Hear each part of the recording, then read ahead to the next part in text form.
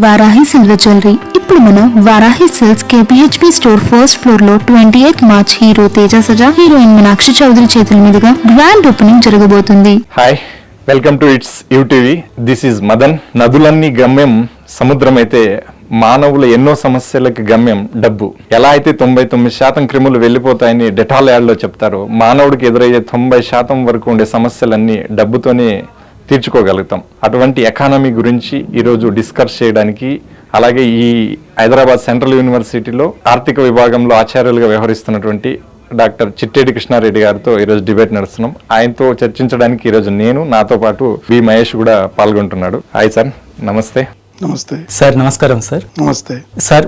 ముందుగా చిట్టేడి కృష్ణారెడ్డి గారికి ఎకనామిక్స్ కు మధ్య సాంగత్యం ఎలా ఏర్పడింది? చాలా మంచి ప్రశ్న అండి.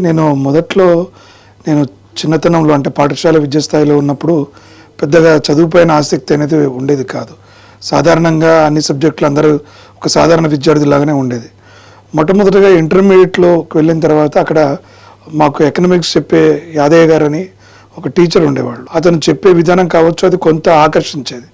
చాలా సులభంగా చిన్న చిన్న ప్రశ్న సమాధానాల రూపంలో ఇస్తూ ఉండటం. ఆ తర్వాత క్రమంలో మా అన్న మల్లారెడ్డి గారు, చిట్టేటి మల్లారెడ్డి, ఆయన కూడా ఏంటంటే, అరే మీరు సోషల్ సైన్స్ చదివితే ఎకనామిక్స్ అయితే కొంచెం లోతుగా చేస్తే భవిష్యత్తు బాగుంటుంది, ఎకనామిక్స్ మన జీవనానికి మన జీవిత అనుబంధం సంబంధించి ఉంటుంది, కాబట్టి అటువైపున ఆసక్తి పెట్టుకోవడం మంచిదని మొదట్లో ఇక్కడ మా గురువు గారు యాదయ్య గారు అయితే, ఇటు మా బ్రదర్ మల్లారెడ్డి గారు, ఇద్దరు కొంత అవగాహన కల్పించారు ఈ సబ్జెక్టులో బాగుంటుందని.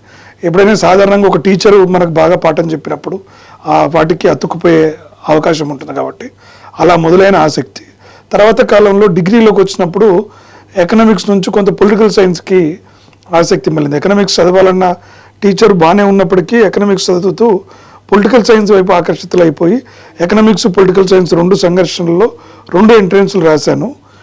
కానీ చివరికి ఎకనామిక్స్లో మంచి ర్యాంక్ రావటం, దాంతో అందరూ కూడా లేదు ఎకనామిక్స్లో వచ్చింది కాబట్టి పీజీలో జాయిన్ అయిపోయిన ఉస్మాన్ యూనివర్సిటీ ఆర్ట్స్ కాలేజీలో. ఆ రోజు ఆర్ట్స్ కాలేజీలో కూడా నేను నిజాం కాలేజీలో అలా జాయిన్ అవుదాం అనుకుంటే మళ్ళీ మా అన్నగారు ఉండి, లేదు ఆర్ట్స్ కాలేజీలో బాగుంటుందిరా, నువ్వు ఆర్ట్స్ కాలేజీలో జాయిన్ అమ్మని చెప్పినప్పుడు ఆర్ట్స్ కాలేజీ మెట్లు ఎక్కామన్నమాట. ఆ రోజు నుంచి అంటే అక్కడ బేసిక్ స్టెప్స్ ఇంటర్మీడియట్లో పడితే మనకు పీజీలో దానిపైన లోతైన అవగాహన కానీ ఆసక్తి కానీ నాకు అప్పుడు ఏర్పడింది. అక్కడ ఉన్నటువంటి ప్రొఫెసర్లు చెప్పిన పాఠాలు కావచ్చు, అక్కడ చాలామంది కాంపిటేటివ్ ఎగ్జామ్స్ చదివినా కూడా నేను అప్పటికే నిర్ణయించుకున్నాను, ఇంకా లేదు అకాడమిక్స్లోనే వెళ్ళాలి అని.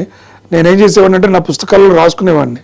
Chitteti Krishna Reddy, doctor Chitteti Krishna Reddy, assistant professor, Osmania university. అప్పట్లో నాకు బాగా ఉస్మాన్ యూనివర్సిటీలో రావాలన్న కోరికతోని అలా డిగ్రీలో ఉన్నప్పటి నుంచే నా పేర్లు అక్కడక్కడ నా సొంత నోట్స్లో అలా రాసుకుంటూ ఆనందం పొందేటువంటి వాడిని.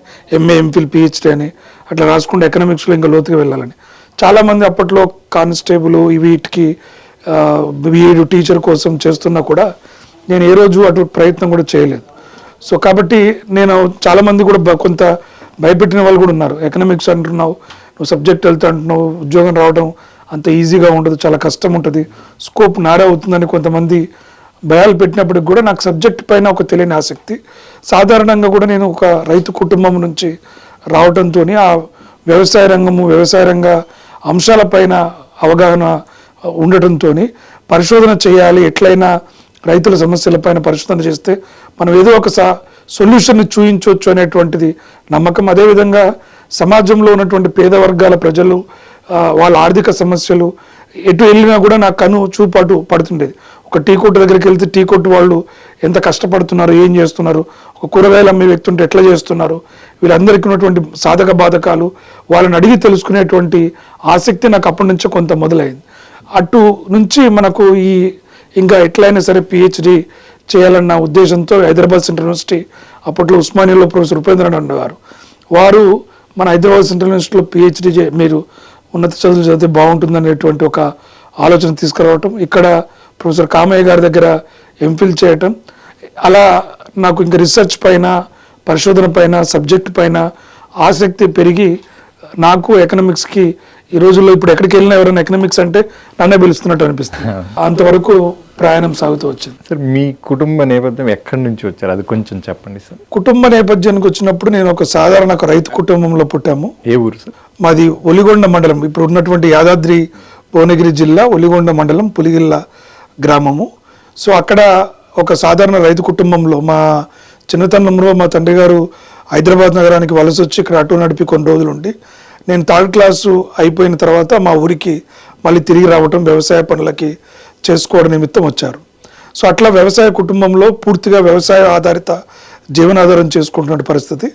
మా తండ్రి గారు 3వ తరగతి వరకు చదువుకుంటే మా తల్లి గారు అయితే పూర్తిగా నిరక్షరాస్యులు. మీరు ఎంతమంది సార్? మేమిద్దరం, మా అన్నయ్య నేను. మా అన్నయ్య పాండిచేరిలో MBA చేశాడు, తను ఇప్పుడు ఒక IT సాఫ్ట్వేర్ ప్రొఫెషనల్. సో వారు అలా ఉండేది.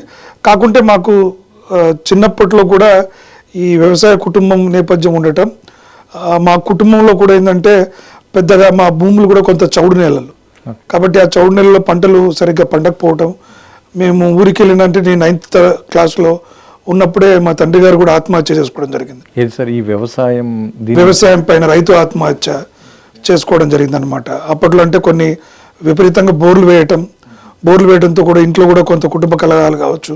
సో ఇవన్నీ కూడా ఆర్థికంగా ఉక్కిరి బిక్కిరి చేస్తున్న పరిస్థితి. అంటే దాదాపు 2 లక్షల అప్పు ఉండేది.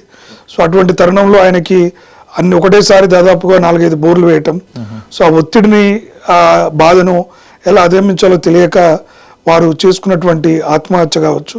అప్పటికి మా నాన్న చనిపోతే ఒక 2 లక్షల అప్పు ఉండటం, పంట పండకపోవడం, అలాంటి కష్ట సందర్భాల్లో ఉన్నప్పుడు మా తల్లి గారికి పూర్తిగా నిరక్షరాస్యులైన ఏమాత్రం భయపడకుండా నేనున్నాను అంటే తల్లి, తండ్రి, గురువు, దైవం అన్నీ మాకు అమ్మే. ఏం పేరు సార్ అమ్మ చిట్టెడ్డి పుష్పమ్మ, నాన్నగారు చిట్టెడ్డి బుచ్చిరెడ్డి గారు అయితే అమ్మ చిట్టెడ్డి పుష్పమ్మ. అమ్మ అప్పుడు మనోధైర్యాన్ని ఇచ్చింది, ఏం కాదు మీరు చదువుకుంటే బాగుపడతారని చెప్పేసి చెప్పటం. మా అన్నగారు నాకేంటంటే నాకు అప్పుడు చదువుకోవడానికి కూడా నా పుస్తకాలలో రాసి వెళ్ళేవాడు, అంటే ఎలా చదువుకోవాలి. ఆయనకు చిన్నప్పటి నుంచి కొంత ఇంటెలిజెంట్. ఇంటర్మీడియట్లో జిల్లా ఫస్ట్ రావటము, తర్వాత APRDCలో సీట్ రావటము. సో తనకి ఎడ్యుకేషన్ మీద చాలా ఇంట్రెస్ట్ ఉండేది. ఇప్పుడు అన్న ఏం చేస్తున్నారు సార్? తను TCSలో IT ఎంప్లాయీ, ఇక్కడ మన హైటెక్ సిటీ దగ్గర ఉంటారు. సో అలా వారు ఏంటంటే వారు కూడా అందుకనే PhD చేయాలని కోరుకున్న ఉద్యోగ కుటుంబ బాధ్యతల నేపథ్యంలో వారు ఉద్యోగంలోకి వెళ్ళడం, IBMలో చాలా కాలం పనిచేసి ఈ మధ్యకాలంలో TCSకి వెళ్ళారు. కాకుండా అమ్మ రాత్రి పగలు అంటే వర్షాలు పడుతున్నప్పుడు పొలాల్లో బురదలో ముళ్ళలో నాకు కూడా వ్యవసాయం పని రాకపోతే నేర్చుకొని, మా అమ్మమ్మ తాత వాళ్ళది అదే ఊరు ఉండేది, వాళ్ళు కొంత అప్పుడు వయసులో పెద్దవాళ్ళు అయినా కొంత మనోధైర్యంగా నిలబడి కొంత నాకు వ్యవసాయ పనులు నేర్పించడం, మా కుటుంబం కూడా పూర్తిగా ఆర్థికంగా నిలదొక్కుకోవడానికి ముఖ్యంగా అమ్మ పిల్లర్ అయింది. అన్నయ్య APRDC నుంచి వచ్చి హాలిడేస్ టైంలో కావచ్చు, పీక్ సీజన్లో వచ్చి అక్కడ పనిచేస్తూ ఉండేటువంటి పరిస్థితి ఉండేది. నేను పూర్తి స్థాయిలో చదువుకుంటూ వ్యవసాయం చేసేది. అప్పట్లో కూడా చాలామంది అన్నారు, నాన్న చనిపోయింది కదా చదివేందుకు, ఇంకా నీకు ఒకరు చదువుతున్నారు కదా, ఇద్దరు చదివితే ఎట్లయితుంది, ఒకరింట్లో అప్పులు ఉన్నాయి కదా, నువ్వు వ్యవసాయం చేయమని. నాన్న చనిపోయిన కాలం పరిస్థితులు చాలా, అదే చెప్పాను కదా, కనీసం సొంత బంధువులు కూడా మా బావి దగ్గర ఉన్న పశువులను కొట్టుకొని పోయారు. అంటే ఎవరైతే పశువుల దొడ్లు ఉంటే అప్పులు తీసుకొచ్చారు కాబట్టి.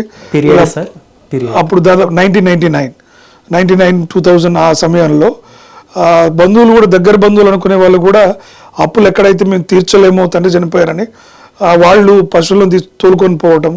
మేము మళ్ళీ బావి దగ్గరికి వెళ్ళి పశువులు ఏమైనా వెళ్తే పక్క వాళ్ళని అడిగితే, లేదు ఇట్లా మీ బంధువులు అనే వాళ్ళు కొంతమంది మీరు అప్పు ఉన్నారంట తీసుకొని వెళ్ళిపోయారని చెప్పేసి చెప్పడం. సో అనేక ఒడిదొడుకులు, కష్టాలు. నేను లిటరల్గా ఒక 6 సంవత్సరాలు వ్యవసాయం చేశాను అమ్మతో కలిసి. నేను అంటే చదువుకుంటున్న ఇంటర్మీడియట్లో దాదాపు రోజు ఒక 24 కిలోమీటర్లు సైకిల్ తొక్కేవాడిని. అంటే పోయి రావడానికి సైకిలే వెళ్ళేసి పొద్దున పొలం దున్నేసి మళ్ళీ కాలేజీకి వెళ్ళి చదువుకుంటూ అట్లా వచ్చేవాడిని. డిగ్రీలో బస్సు సౌకర్యం ఉంటుంది, భువనగిరి మాకు దాదాపు ఒక 25 కిలోమీటర్లు అప్ అండ్ డౌన్, 50 కిలోమీటర్ల దాకా వచ్చేదిగా బస్సులో వెళ్ళేవాళ్ళం.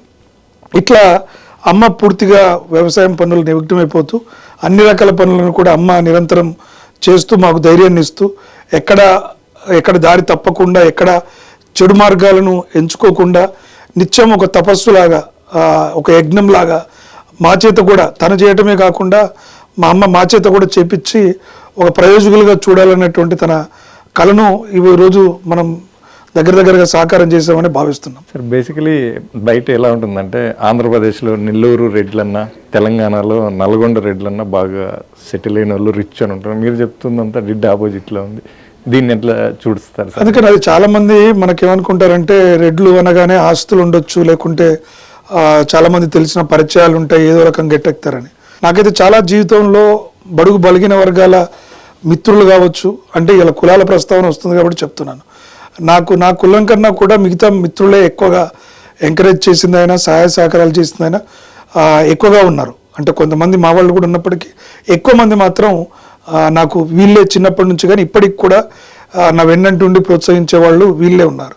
మాకు ఆర్థికంగా చితికిపోయిన పరిస్థితి చెప్తున్నాను, అందుకనే కాలేజీల ఫీజులు కట్టే పరిస్థితి కూడా లేకుండే మా అన్నయ్యకు కూడా మిత్రులు సహాయం చేయటము, ఆయన సొంతంగా డిగ్రీలో ఉన్నప్పుడే హోమ్ ట్యూషన్లు చెప్పుకుంటూ చేసినటువంటి పరిస్థితి, నేను చదువుకుంటూ వ్యవసాయం చేసుకుంటున్నటువంటి పరిస్థితి. ఇట్లా అమ్మ తన కష్టార్జితం తనకు 1000 రూపాయలు ఆ రోజు మాకు 1 లక్ష రూపాయల కన్నా ఎక్కువ ఒక పంట పండించి, లేకుంటే అసలు తినకుండా పచ్చళ్ళు వేసుకొని తింటూ చేసుకుంటున్నటువంటి పరిస్థితి. కాబట్టి అది నెల్లూరు రెడ్లైనా, నల్గొండలో కూడా చాలామంది రెడ్లు చాలా ధనవంతులైన ఉంటున్నారు, కానీ అందరి పరిస్థితి లేదు. చాలామంది ఇప్పటికీ రెడ్లలో పేదవాళ్ళు ఉన్నారు, భూమి ఉన్న వాళ్ళు ఉన్నారు, భూమి లేని వాళ్ళు ఉన్నారు. భూమి ఉన్న వాళ్ళందరూ కూడా ఏదో ఆర్థికంగా బలంగా లేదు, ఆత్మహత్యలు చేసుకుంటున్న వాళ్ళు ఉన్నారు. నేను అందుకే అంటుంటాను, తెలంగాణలో హక్కులు మాత్రమే కాదు, వారసత్వంగా భూ హక్కులే కాకుండా అప్పులు వారసత్వంగా వస్తాయి, ఆత్మహత్యలు కూడా వారసత్వంగా వస్తున్న పరిస్థితి కనపడుతూ ఉంటుంది. అదృష్టవశాత్తు అక్కడ నుంచి వ్యవసాయ రంగం నుంచి బయటపడి ఏదో ఉద్యోగాలు చేసుకుంటూ ఇవాళ హైదరాబాద్ సెంట్రల్ యూనివర్సిటీలో మనం ఉండటం, మా అన్నగారు కూడా ఐటీ ప్రొఫెషనల్లో తనంత గొప్ప స్థాయిలో ఉండటం, సో ఇలా బయటపడ్డాం కాబట్టి ఉన్నాం. కానీ ఈరోజు కూడా పెద్దగా ఆశించిన స్థాయిలో పంటలు, ఎందుకంటే నీటి సౌకర్యం లేదు, బోర్లపైన ఎక్కువ జీవనాధారం పడుతున్నటువంటి పరిస్థితి. కాబట్టి చాలామంది జీవితాల్లో దుర్భరమైనటువంటి పరిస్థితులు చాలా మందిలో ఉంటున్నాయి. సరే, ఇప్పుడు మీరు ఇంత జీవితం, అమ్మ, మీరు, అన్న, ఇంత దుర్భర జీవితాన్ని దాటొచ్చారు కదా సార్. ఇప్పుడు ఒక విధంగా సెటిల్ అయ్యారు. ఇప్పుడు అంతా డైనింగ్ టేబుల్ దగ్గర కూర్చొని మాట్లాడినప్పుడు వెనకటి విషయాలన్నీ గుర్తు తెచ్చుకున్నప్పుడు అమ్మ కానీ, మీరు కానీ, మీ అన్న కానీ ఎలా ఫీల్ అవుతుంటారు సార్? అంటే అది ఎలా అంటే ఒక ఆనందకరమైన ఆనందంతో వచ్చి ఆనంద బాష్పాలు వస్తుంటాయి. అంటే ఎంత కష్టపడ్డాము, ఎంత తిరిగాము, అనేక రకాల అవమానాలు, ఎన్నో బాధలు అనుభవించినటువంటి వాళ్ళము. మేము కూడా అనుకోలేదు, అంటే కష్టపడుతున్నాము, చదువుతున్నాం, కానీ ఏ రకంగా వస్తుంది అనేటువంటి విషయము ఆలోచించలేదు. కానీ ఎప్పుడైనా అంటాం కదా, నిరంతరంగా కష్టపడే వాళ్ళకి ఏదో ఒక మార్గం దొరుకుతుంది అన్నప్పుడు ఇప్పుడు చాలా ఆనందంగా ఉంటుంది. చాలు మన కాళ్ళ మీద మనం నిలబడగలుగుతున్నాము, మనకు తినాలనిపించింది తినగలుగుతున్నాము, కొనుక్కోవాలనిపించింది కొనుక్కోగలుగుతున్నాము. ఒక మరీ గొప్పగా కాకపోయినా ఒక మంచి డీసెంట్గా ఉండేటువంటి పరిస్థితి, మా కాళ్ళ మీద నిలబడగలుగుతున్నాము, 10 మందికి ఒక ఆదర్శంగా ఉండగలుగుతున్నాము. ఎప్పుడైనా అవసరమైన వాళ్ళకి ఎంతో కొంత చిన్న చిన్న సహాయాలు చేయాలనుకున్నప్పుడు చేసే స్థాయికి వచ్చాం. కాబట్టి ముఖ్యంగా అమ్మ అయితే చాలా సంతోషపడుతుంది. ఎన్ని కష్టాలున్నా, ఎన్ని బాధలున్నా, 2 ప్రయోజకులు అయ్యారు. నేను ఆస్తి సంపాదించకున్నా మీరే నా ఆస్తి అనుకున్నాను, ఆ మాట దక్కిచ్చారు, ఆ గౌరవాన్ని నాకు ఇచ్చారనేటువంటి సంతృప్తి తను ఎప్పుడు వ్యక్తం చేస్తూ ఉంటుంది. Again come to Osmania sir. ఉస్మానియాలో మోస్ట్ కాంపిటేటివ్ ఎక్కువ ఉంటుంది. సెకండ్, పొలిటికల్ ఇన్ఫ్లుయెన్స్, అంటే స్టూడెంట్ రాజకీయాలు చాలా ఎక్కువగా ఉంటాయి. మీరు అక్కడ కాంపిటేటివ్కి అగెన్స్ట్గా అకాడమిక్లో వచ్చారు.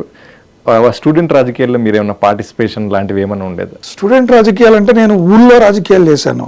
9th క్లాస్లో 10th క్లాస్లో ఉన్నప్పుడు చేశారు సార్. అంటే అప్పట్లో ఊళ్ళో నేను కొంత NSY లాంటి కాంగ్రెస్, కొంచెం మా దగ్గర కమ్యూనిస్టు కాంగ్రెస్ 2 ఉంటాయి. సో కొన్ని ప్రత్యేక పరిస్థితులు నాకంటే కమ్యూనిస్ట్ సిద్ధాంతం అంటే కొంత ఆకర్షితంగా ఉండేవాడిని, కానీ కొన్ని ప్రత్యేక కారణాలతో కమ్యూనిస్టులపై విభేదిస్తూ ప్రత్యామ్నాయంగా ఊర్లో ఉండేది కాంగ్రెస్ పార్టీ ఉండేది. సో అట్లా యూత్ రాజకీయాలు NSYలో వాటిల్లో కొంతకాలం, ఎందుకంటే అది కూడా ఎందుకు చేసామంటే ఊళ్ళో ఏదైనా సమస్య వచ్చినప్పుడు, ఊళ్ళో మాకు ఏదైనా సమస్య పరిష్కారం కావాలన్నప్పుడు రాజకీయ నాయకుల అంటే వాళ్ళ యొక్క ఇన్ఫ్లుయెన్స్, వాళ్ళ యొక్క మద్దతు లేకుండా సమస్యల పరిష్కారం అయ్యేది కాదు. మనం ఎందుకు రాజకీయంగా చైతన్యవంతంగా ఉండకూడదు? చిన్నవాడిని అయినా సరే నా వంతు ప్రయత్నంగా చేస్తే నా మాటకు కూడా ఎంతో కొంత గౌరవం ఉంటుంది. నాకేదైనా సమస్య వచ్చినప్పుడు ఒక 4 నా వైపు నిలబడడానికి ఆస్కారం ఉంటుంది.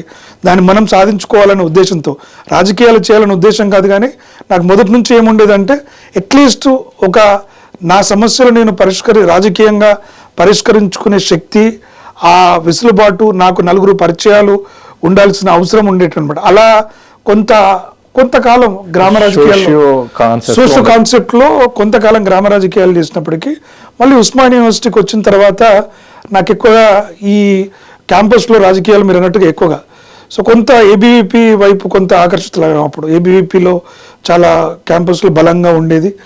అప్పుడు నాకంటే అప్పటి వరకు ఏబీవీపీ డిగ్రీలో కొంత పరిచయం ఏబీవీపీ ఏర్పడింది, కానీ పూర్తిగా ఏబీవీపీలోకి ఏదో కొంత పనిచేయాలని ఆలోచన లేకుండా నేను ఎప్పుడు ఒక పెద్ద ఒక యాక్టివ్ కార్యకర్తగా చేయలేకపోయినా కొంత అసోసియేట్ అయ్యేది ఉండదు. ఆ రకమైన భావజాలం ఉన్న విద్యార్థులతో కలిసి ఆ రోజు నుంచి ఈ రోజు వరకు కూడా కొంత జాతీయవాద భావాలు దేశాన్ని అంటే నా దృష్టిలో ఒకప్పుడు చిన్న ఉన్నప్పుడు ఏమనిపించింది అంటే ఈ సమాజానికి సేవ చేసే వాళ్ళు ఎవరైనా ఉన్నారు అంటే మావోయిస్టులు అనుకునేది. చిన్నప్పుడు మాకు ఎందుకంటే మావోయిస్టుల మీటింగ్లు జరిగేది, వాళ్ళ కుటుంబాలు ఉండేవి, వాళ్ళకు సొంత పేరు ఉండదు, ఊరు ఉండదు. కమ్యూనిస్టులు అంటే నిస్వార్థంగా ఉంటారు, కానీ కొన్ని ప్రత్యేక పరిస్థితుల్లో కమ్యూనిస్టులు కూడా కొన్ని రకాల విపరీతమైనటువంటి ధోరణి చూసిన తర్వాత ఎందుకో సిద్ధాంతానికి మనగడ లేదేమో అనిపించింది. అట్లాంటి రాజకీయ ఆలోచనలు కొంత మతం వైపు వీళ్ళు ఎత్తు ప్రాధాన్యత ఇచ్చినా పనిచేసే విధానం సిమిలర్గా అనిపించింది. ఎందుకంటే మనకు ఫుల్ టైమర్స్ ఉంటారు, కమ్యూనిస్ట్ పార్టీలో కూడా పార్టీకి సమయకర్తలు ఉంటారు. అట్లాగే ఇక్కడ ఆర్ఎస్ఎస్లో కానీ బీజేపీలో కానీ ఏబీపీలో కానీ పూర్తి సమయకర్తలు ఉంటారు. సో కొంత పనిచేసే విధానం రెండు సిమిలర్గా అనిపించినాయి. అంటే నిస్వార్థంగా దేశం కోసం, ఈ జాతి కోసం, జాతీయ కోసం పోరాడుతున్నటువంటి వాళ్ళు ఉంటున్నారు కదా. సో మనవంతు ప్రయత్నంగా మనం ఎందుకు చేయకూడదు, ఇది దేశం జాతీయత అంటున్నారు అనేటువంటి భావాలతో కొంత అటు ఆకర్షితులై కొంత అటువైపుగా కొంతకాలం పనిచేస్తాను. ఇప్పుడు కూడా కొంత ఆలోచనలు అటువైపుగా ఉంటాయి, కానీ ఎప్పుడు కూడా నేను రాజకీయాలను ప్రధానంగా పెట్టుకున్నది లేదు. రాజకీయాలలో అంత చురుగ్గా ఉండి బాధ్యతలు తీసుకొని పనిచేసినటువంటి పరిస్థితి అయితే ఎక్కడ లేదు. కాబట్టి రాజకీయాల నన్ను ఆ మిత్రులని సంపాదించి పెట్టింది. కాంపిటేటివ్ విషయానికి వచ్చినప్పుడు ఖచ్చితంగా నేను అదే చెప్పాను. మా బ్రదరు, నేను చెప్పాను కదా ఇందాక, నాకు చిన్నప్పటి నుంచి ఏంటంటే ఒక గోల్ పైన స్పష్టత ఉండాలి, ఒక పర్సనల్ డెవలప్మెంట్ ట్రైనర్ లాగా ఉండేదన్నమాట. ఎట్లా మనం చదువుకోవాలి, ఏం చేయాలి ఆయన చెప్తే వినపోయేవాడు. నేను డైరెక్ట్గా చెప్తే నువ్వేం చెప్పేది అనేది. సో ఆయన ఏం చేసేవాడు అంటే ఒక పుస్తకంలో నాకు కనిపించే పుస్తకాలు రాసిపోయేవాడు. ఇంటికి వచ్చినప్పుడు, హాలిడేస్కి వచ్చినప్పుడు, ఎప్పుడైనా వచ్చినప్పుడు రాసిపోయేవాడు. అది మా అన్న పోయినాక చదువుకునేది, ఆయన ఉన్నప్పుడు కూడా చదివిపోయేది. నువ్వు ఏదో రాస్తున్నావు, నేను చదువుకో అనేది. ఆయన పోయినాక చదివి ప్రతిదాన్ని కూడా జీవితానికి అన్వయించుకునేటువంటి పరిస్థితి ఉండేదన్నమాట. అట్లా కొంత ఈ ఆయన కూడా చెప్పారు, ఒకటే లక్ష్యాన్ని ఎంచుకోవాలి, మనము పెట్టుకోవాలని. ముఖ్యంగా మా అమ్మ కూడా అంటుండేది, ఒక దారిలో వెళ్తే ఆ దారిలో మనం మళ్ళీ వెనుదిరుగు చూడొద్దు, మనకన్నా ఎవరు గొప్పగా ఉండొద్దు, అట్లా చదువుకుంటే ఏదైనా కెరీర్ సెట్ అయితే అని ఉండేది. నాకు అప్పుడు అనిపిస్తుంది, కాంపిటేటివ్ ఎగ్జామ్స్ పోతే అన్ని రకాల సబ్జెక్టులు చదవాలి, మళ్ళీ ఎకనామిక్స్ ఉండదు, మళ్ళీ అలాంటప్పుడు ఎకనామిక్స్ ఎందుకు అనేటువంటి ఆలోచన వచ్చి లేదు నేను ఎకనామిక్స్లోనే ఉండాలని చెప్పేసి నిర్ణయించుకొని అట్లా ఇటు కాంపిటేటివ్ ఎగ్జామ్స్ నుంచి కూడా కొంత అప్పట్లో నేను అనుకునేవాను. అంటే చిన్నప్పుడు ఏమనుకునేవాను అంటే నా లక్ష్యం స్కూల్ డేస్లో ఉన్నప్పుడు మా ఊళ్ళో ఆర్టీసీ డ్రైవర్లు, కండక్టర్లు ఎక్కువ. నేనేమనుకునేదంటే ఈ డ్రైవర్ అయినా కష్టము, కండక్టర్ అయినా కష్టం, మెకానిక్ అయితే ఈజీ, ఒక మెకానిక్ అయితే బాగుండు అనుకునేటువంటిది ఉండేది. తర్వాత కాలంలో బస్సు డ్రైవర్ అయినా పర్వాలేదు, బాగానే ఉంటుంది, హెవీ లైసెన్స్ తీసుకోవాలనుకున్నాం. తర్వాత కాలంలో కొద్దిగా డిగ్రీకి వచ్చిన తర్వాత కొంతమంది లేదు టీచర్ ఉద్యోగం అయితే బాగుంటుంది అన్నారు. కానీ ఎప్పుడు ఒక లక్ష్యం గొప్పగా ఉండాలి, మనం వెళ్ళాలంటే డిగ్రీ పీజీకి వచ్చిన తర్వాత మెచ్యూరిటీ, నాకు కూడా కొంత సెల్ఫ్ మెచ్యూరిటీ అనేది రావడంతో ఇంకా నేను ఒక డిసైడ్ అయిపోయాను. అప్పటి నుంచి ఇంకా కన్ఫ్యూజన్ ఉండకూడదు, ఒక కన్ఫ్యూజన్ ఉంటే జీవితంలో సెటిల్ అవ్వము, ఏదేమైనా సరే ఎకనామిక్సే పట్టుకోవాలి. ఇప్పుడు నా బ్యాచ్మెంట్స్ కానీ నా సీనియర్కి అందరికీ తెలుసు, అప్పట్లో చాలామంది నన్ను బెదిరించారు కూడా, నువ్వు ఆగమైపోతావు, అట్లా చేయకూడదని. కాబట్టి సో ఆ పరిస్థితి నేపథ్యంలో మనం ఈ రాజకీయాన్ని కాంపిటేటివ్ ఎగ్జామ్లో చేసుకుంటూ వచ్చాను. సార్, 2000 నాటి మీరు వాస్తవికంగా అనుభవించిన పరిస్థితులకు 2026 నాటికి తెలంగాణలో వచ్చినటువంటి ప్రజల జీవితాల్లోని మార్పులు. ప్రజల జీవితాల్లో మార్పులు అంటే ఇప్పుడు నేను ఒక ఆర్థికవేత్తగా చూస్తున్న సమాజంలో మార్పులు కొంతవరకు వచ్చాయి, కానీ ఆశించిన మేరకు రాలేదు.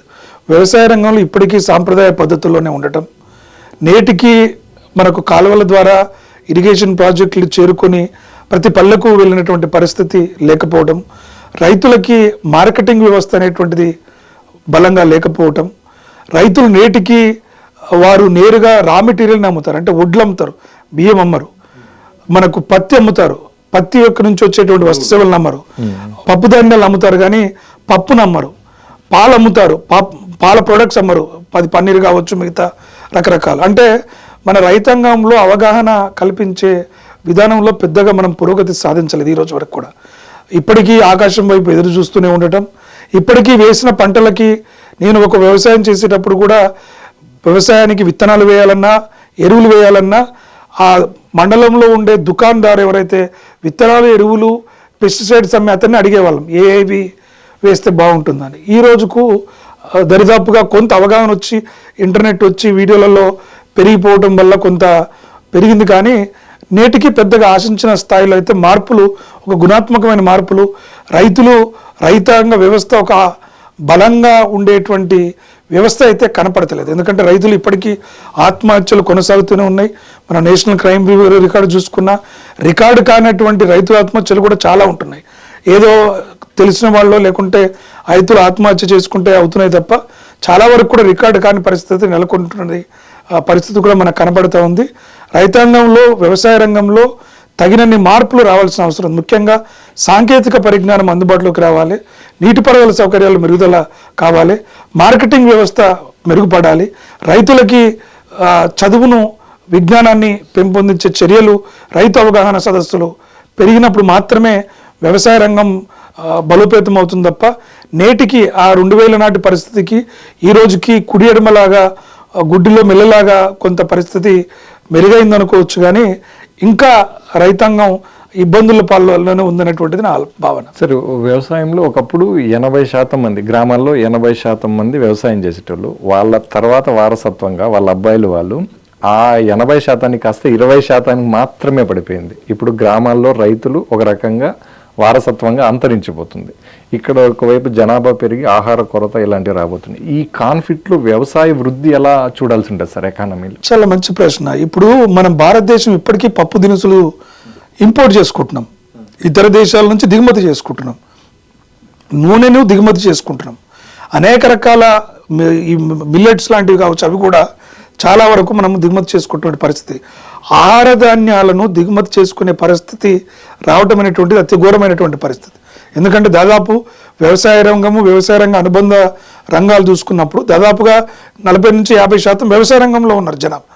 వ్యవసాయ రంగం మీద ఆధారపడుతున్నటువంటి జనాభా ఉంది. కానీ పంటల విషయానికి వచ్చినప్పుడు మనం చేయలేకపోతున్నాం. ఎందుకంటే రైతుకు అవగాహన, క్రాప్ డైవర్సిఫికేషన్ చేయలేకపోతున్నాం. రొటీన్గా ఏమవుతుంది అంటే వ్యవసాయ రంగం సాంప్రదాయ పద్ధతుల్లోనే పంటలను మూసధోరణిలోనే వెళ్ళిపోతా ఉంది అనమాట. కాబట్టి ఈ పద్ధతుల్లో మార్పులు చేర్పులు తీసుకురావాల్సిన అవసరం చాలా ఎక్కువగా ఉంది. పంటల్లో డైవర్సిఫికేషన్ ఎట్లా చేసుకోవాలి, రైతులు రిస్క్ను ఎలా తీసుకోగలగాలి. వ్యవసాయ రంగం ఏమంటే అయిపోయిందంటే చిన్న చూపు అయిపోయింది.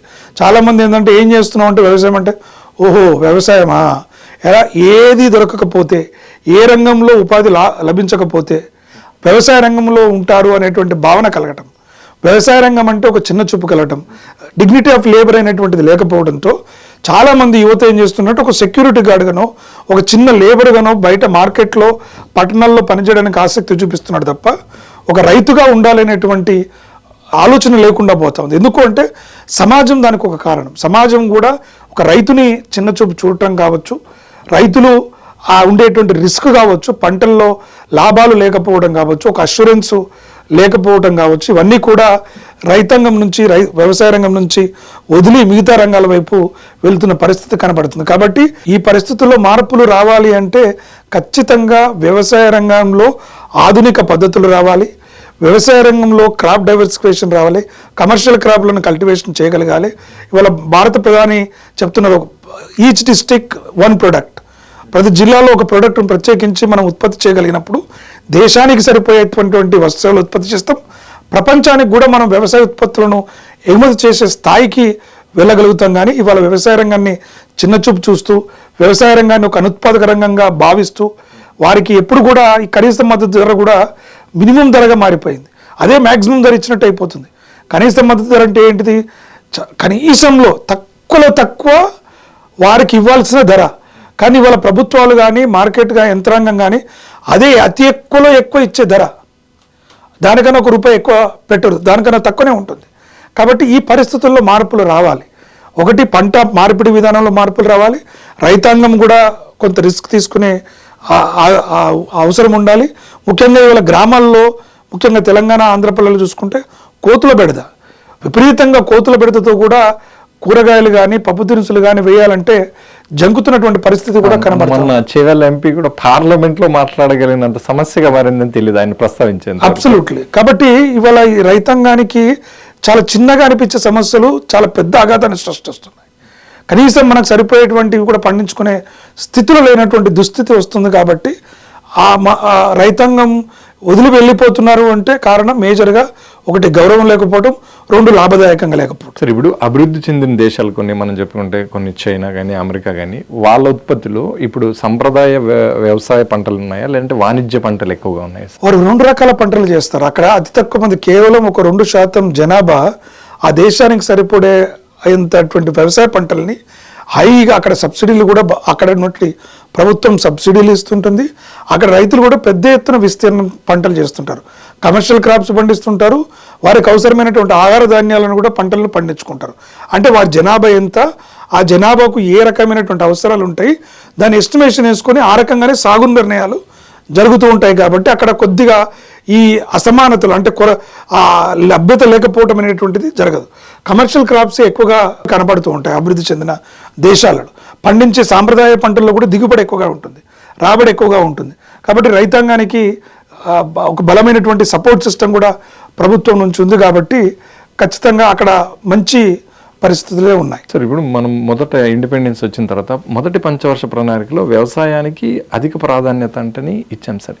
ఇంత ఈ 75 నియర్ టు 80 ఇయర్స్లో రైతులు ఎందుకు ఇంత స్థాయిలో మోటివేట్ చేయలేకుండా పోయారు? ఇంకా ఆ మూసధోరణిలోనే ఉండారని రైతులు అని అనుకోవడం కంటే వీళ్ళు ఎందుకు రిచ్ క్లాస్లోకి తీసుకెళ్ళలేకపోయారు? పేదరికంలోనే నిలబడుతున్నాయి. ప్రభుత్వం నిధులు కేటాయిస్తున్నాయి. అరౌండ్ దాదాపుగా 25 సెంట్రల్ అగ్రికల్చర్ యూనివర్సిటీలు, స్టేట్లలో ఒక 30 వరకు అగ్రికల్చర్, ఇన్ని కృషి విజ్ఞాన కేంద్రాలు, ప్రాంతీయ విశ్వవిద్యాలయాలు ఉన్నాయి కదా సార్.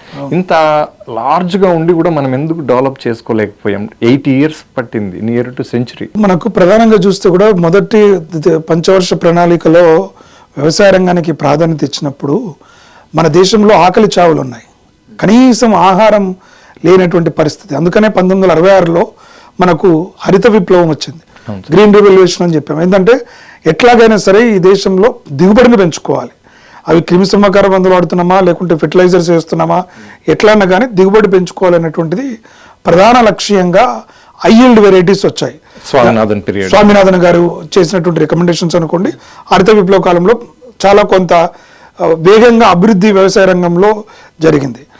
వ్యవసాయ రంగ ఉత్పత్తి చాలా బాగా పెరిగింది దేశంలో. ఇవాళ మనం ఆహార ఉత్పత్తి చూసుకుంటే దాదాపు 2,68,000 టన్నులకు పైగా, మిలియన్ టన్నుల పైగా ఆహార ధాన్యాలు ఉత్పత్తి చేస్తున్నారు. కానీ ఉత్పత్తి పెరిగినంతగా రైతుల ఆదాయాలు పెరగలేదు. ఆ రెండింటికి ఎక్కడ బ్యాలెన్స్ మిస్ అయింది సార్? వారికి కావాల్సిన మద్దతు ధర లేకపోవటం, పండించినటువంటి పంటలకి ఆ డిమాండ్ సప్లైలో వచ్చేటువంటి తారతమ్యాలని గుర్తించలేకపోవటం. ప్రభుత్వాలు కూడా ఏం చేశాయంటే వ్యవసాయ రంగం అనగానే ఒక లేని పవిత్రతను, లేని ఒక సెంటిమెంట్ను దానికి అటాచ్ చేయడం జరిగింది.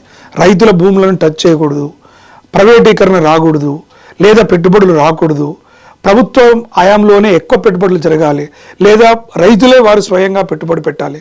రైతులకి మొదటి నుంచి కూడా ఆర్థికంగా బలంగా లేనటువంటి పరిస్థితులు, వారు పెద్ద ఎత్తున పెట్టుబడులు పెట్టినటువంటి పరిస్థితి, సాంప్రదాయ పద్ధతులు వెళ్ళాలి. ప్రభుత్వం ఎంత మేరకు సపోర్ట్ చేస్తుంది? ప్రభుత్వానికి ప్రపంచంతో వేగంగా పోటీ పడడానికి పారిశ్రామిక సేవా రంగాల వైపు దూసుకు వెళ్ళింది. అక్కడ పెట్టుబడులను ఎక్కువ ఆకర్షించడానికి ట్యాక్స్ సబ్సిడీలు కావచ్చు, రకరకాలైనటువంటి ప్రోత్సాహకాలను ఇస్తూ అక్కడ కొత్త ఆధునిక పద్ధతులను ప్రపంచ స్థాయిలో పెంపొందించుకునే విధంగా పారిశ్రామిక సేవా రంగాలను చేశారు, కానీ వ్యవసాయ రంగాన్ని చేయలేదు. ఎందుకంటే వ్యవసాయ రంగాన్ని పైన ఎవరైనా సాంకేతిక, మనకు ఈ మధ్య కాలంలో చూసాం, ఎప్పుడైతే వ్యవసాయ రంగంలో చట్టాలు తీసుకొచ్చామో, ఒక 3 చట్టాలు కేంద్ర ప్రభుత్వం తీసుకొచ్చి వ్యవసాయంలో ఆధునిక పోకడలు చేస్తాము, కాంట్రాక్ట్ ఫార్మింగ్ని తీసుకొస్తాము, రైతుల చేత కమర్షియల్ పంటలు పండిస్తాము, ప్రైవేటు వ్యక్తులు వచ్చి పెడతారు అనగానే లేదు పెట్టకూడదు, భూ యాజమాన్యం కోల్పోతాము, భూమి మనకు హక్కు ఉండదు, రైతుకు భూమి హక్కు ఉండాలి. కానీ మనం అందరం ఆలోచించాల్సిన అంశం ఏంటంటే, సరే భూమి హక్కు ఉండాలి, ఒక రైతుకి భూమి చాలా అత్యంత ప్రాధాన్యం. జనరేషన్ టుగెదర్ అంటే తాత ముత్తాతల నుంచి నేటి వరకు ఒక సాంప్రదాయ పద్ధతుల్లో జీవనాన్ని సాగిస్తూ అష్ట కష్టాలు పడుతూ బతుకుతున్న తరం మీద ఏంటంటే వ్యవసాయ రంగ కుటుంబాలే. మరి అట్లాంటి కుటుంబాల ఆ భూమి ఏ రోజు కూడా భరోసానియనప్పుడు ఏ రోజు కూడా నీ బతుకును బాగుపరచని భూములని కొత్త విధానంలో అది ప్రైవేట్ రంగ వ్యక్తులతో కొలాబరేట్ అయ్యి పంటలు పండించుకునే ఆధునిక పద్ధతులను తీసుకొస్తే నిజంగా మన బతుకులు మారుతున్నాయంటే తప్పేముంది? చూసుకొని మురవడానిక భూములు ఉన్నాయి. పంటలు పండవు, పండిన పంటలకు గిట్టుబాటు ధర ఉండదు. ఏదైనా పద్ధతులు చేద్దాము అంటే దానికి వ్యతిరేకత, సమాజంలో లేనిపోని భయాలను కల్పించడం, ఈ భయానక పరిస్థితుల్లో రైతులందరూ ఆందోళన చెందడం, దాన్ని అదనుకంగా రాజకీయంగా అదునుగా తీసుకొని రాజకీయంగా వ్యతిరేకత తీసుకురావటం, దానితో ఆ సంస్కరణలన్నీ వెనకపోవటం. కాబట్టి రైతాంగానికి బాగుపరచాలంటే ఖచ్చితంగా ఇప్పుడైతే ఈ మధ్యన FPOs, ఫార్మర్స్ ప్రొడ్యూసర్ ఆర్గనైజేషన్స్ అని ఈ మధ్యకాలంలో కొంత పెరుగుతున్న పరిస్థితి. అంటే కొంతమంది రైతులు కలిసి ఒక 50 ఎకరాలు 100 ఎకరాలు కలిసి పంట వేయటము, దాని ధాన్యాన్ని మార్కెట్లో అమ్ముకోవడం లాంటి కార్యక్రమాలు చేస్తున్నారు. అవి పెద్ద ఎత్తున రావాలి. చిన్న రైతులందరూ కూడా కలిసి కోఆపరేటివ్ సొసైటీని పెట్టుకొని ఆ పంటను పండించుకునే విధానంగా రావాలి. ఒకరికొకరు సహకరించుకునే విధానం రావాలి. అప్పుడు మాత్రమే ఈ యొక్క సమస్యలకు సానుకూల దృక్పథం వస్తుంది, సమస్య పరిష్కారం అవుతుంది. తప్ప ప్రభుత్వాలు దాన్ని ఒక సెంటిమెంట్గా చూపించినంత కాలం ఈ సమస్యకు పరిష్కారం ఉంటుంది. సరే, ఈ ప్రపంచీకరణ నేపథ్యం ద్వారా ఆర్థిక సరళీకరణ రావడం ఇది రైతులకు ఉపయోగమేనా అంటున్నారా, వ్యతిరేకం అనుకుంటున్నారా? రైతులకు అది ఉపయోగంగా లేదు, నష్టంగా లేదని చెప్పవచ్చు. రెండు రకాలుగా చూసుకుంటే, ఎందుకంటే రైతుల జీవితాలు బాగుపడలేదు. ధాన్యం పెరిగింది, ఉత్పత్తి పెరిగింది, సాగు విస్తీర్ణం పెరిగింది, కానీ రైతు ఆదాయం పెరగలేదు.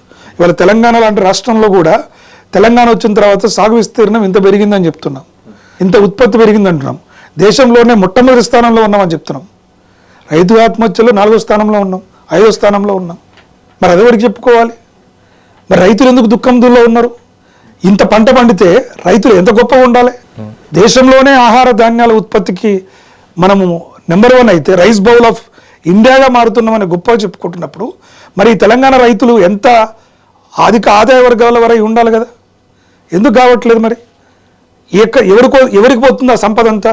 రైతులు పండించిన సంపద అంతా మీరు సరైన ధరలు ఇవ్వక, వారికి సరైనటువంటి కోఆపరేషన్ చేయక, మిడిమిడి స్కీములు పెట్టి, రైతు భరోసానో రైతు బంధు ఇంకో స్కీముల పేర్లు పెట్టి వారికి అరాకొర సహాయ సహకారాలు అందిస్తూ బలోపేతం చేశామని చెప్పుకుంటున్నారు. నిజంగా అది జరిగితే రైతుకు ఈ బాధ ఎందుకు?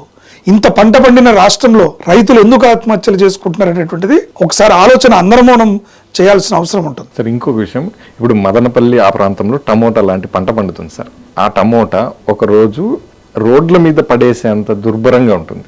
కానీ హైదరాబాద్లో చూస్తే అదే మనకు 30-40 రూపాయలకు తగ్గకుండా ఉంటుంది. అక్కడ చీప్గా పడేసి ఒక్కొక్క సందర్భంలో 100 రూపాయలు అవుతూ ఉంటుంది. ఈ మధ్యలో ఈ ప్రాసెసింగ్ గవర్నమెంట్ టేక్ ఓవర్ ఎందుకు చేయలేకపోతుంది సార్? రైతుల మీద ఆ ఉద్దేశమే లేదు. పెట్టుబడులు పెట్టడానికి ఇవాళ ఇన్ఫ్రాస్ట్రక్చర్ డెవలప్మెంట్ కోసము ఎక్కడ పెట్టుబడులు పెడుతున్నారు?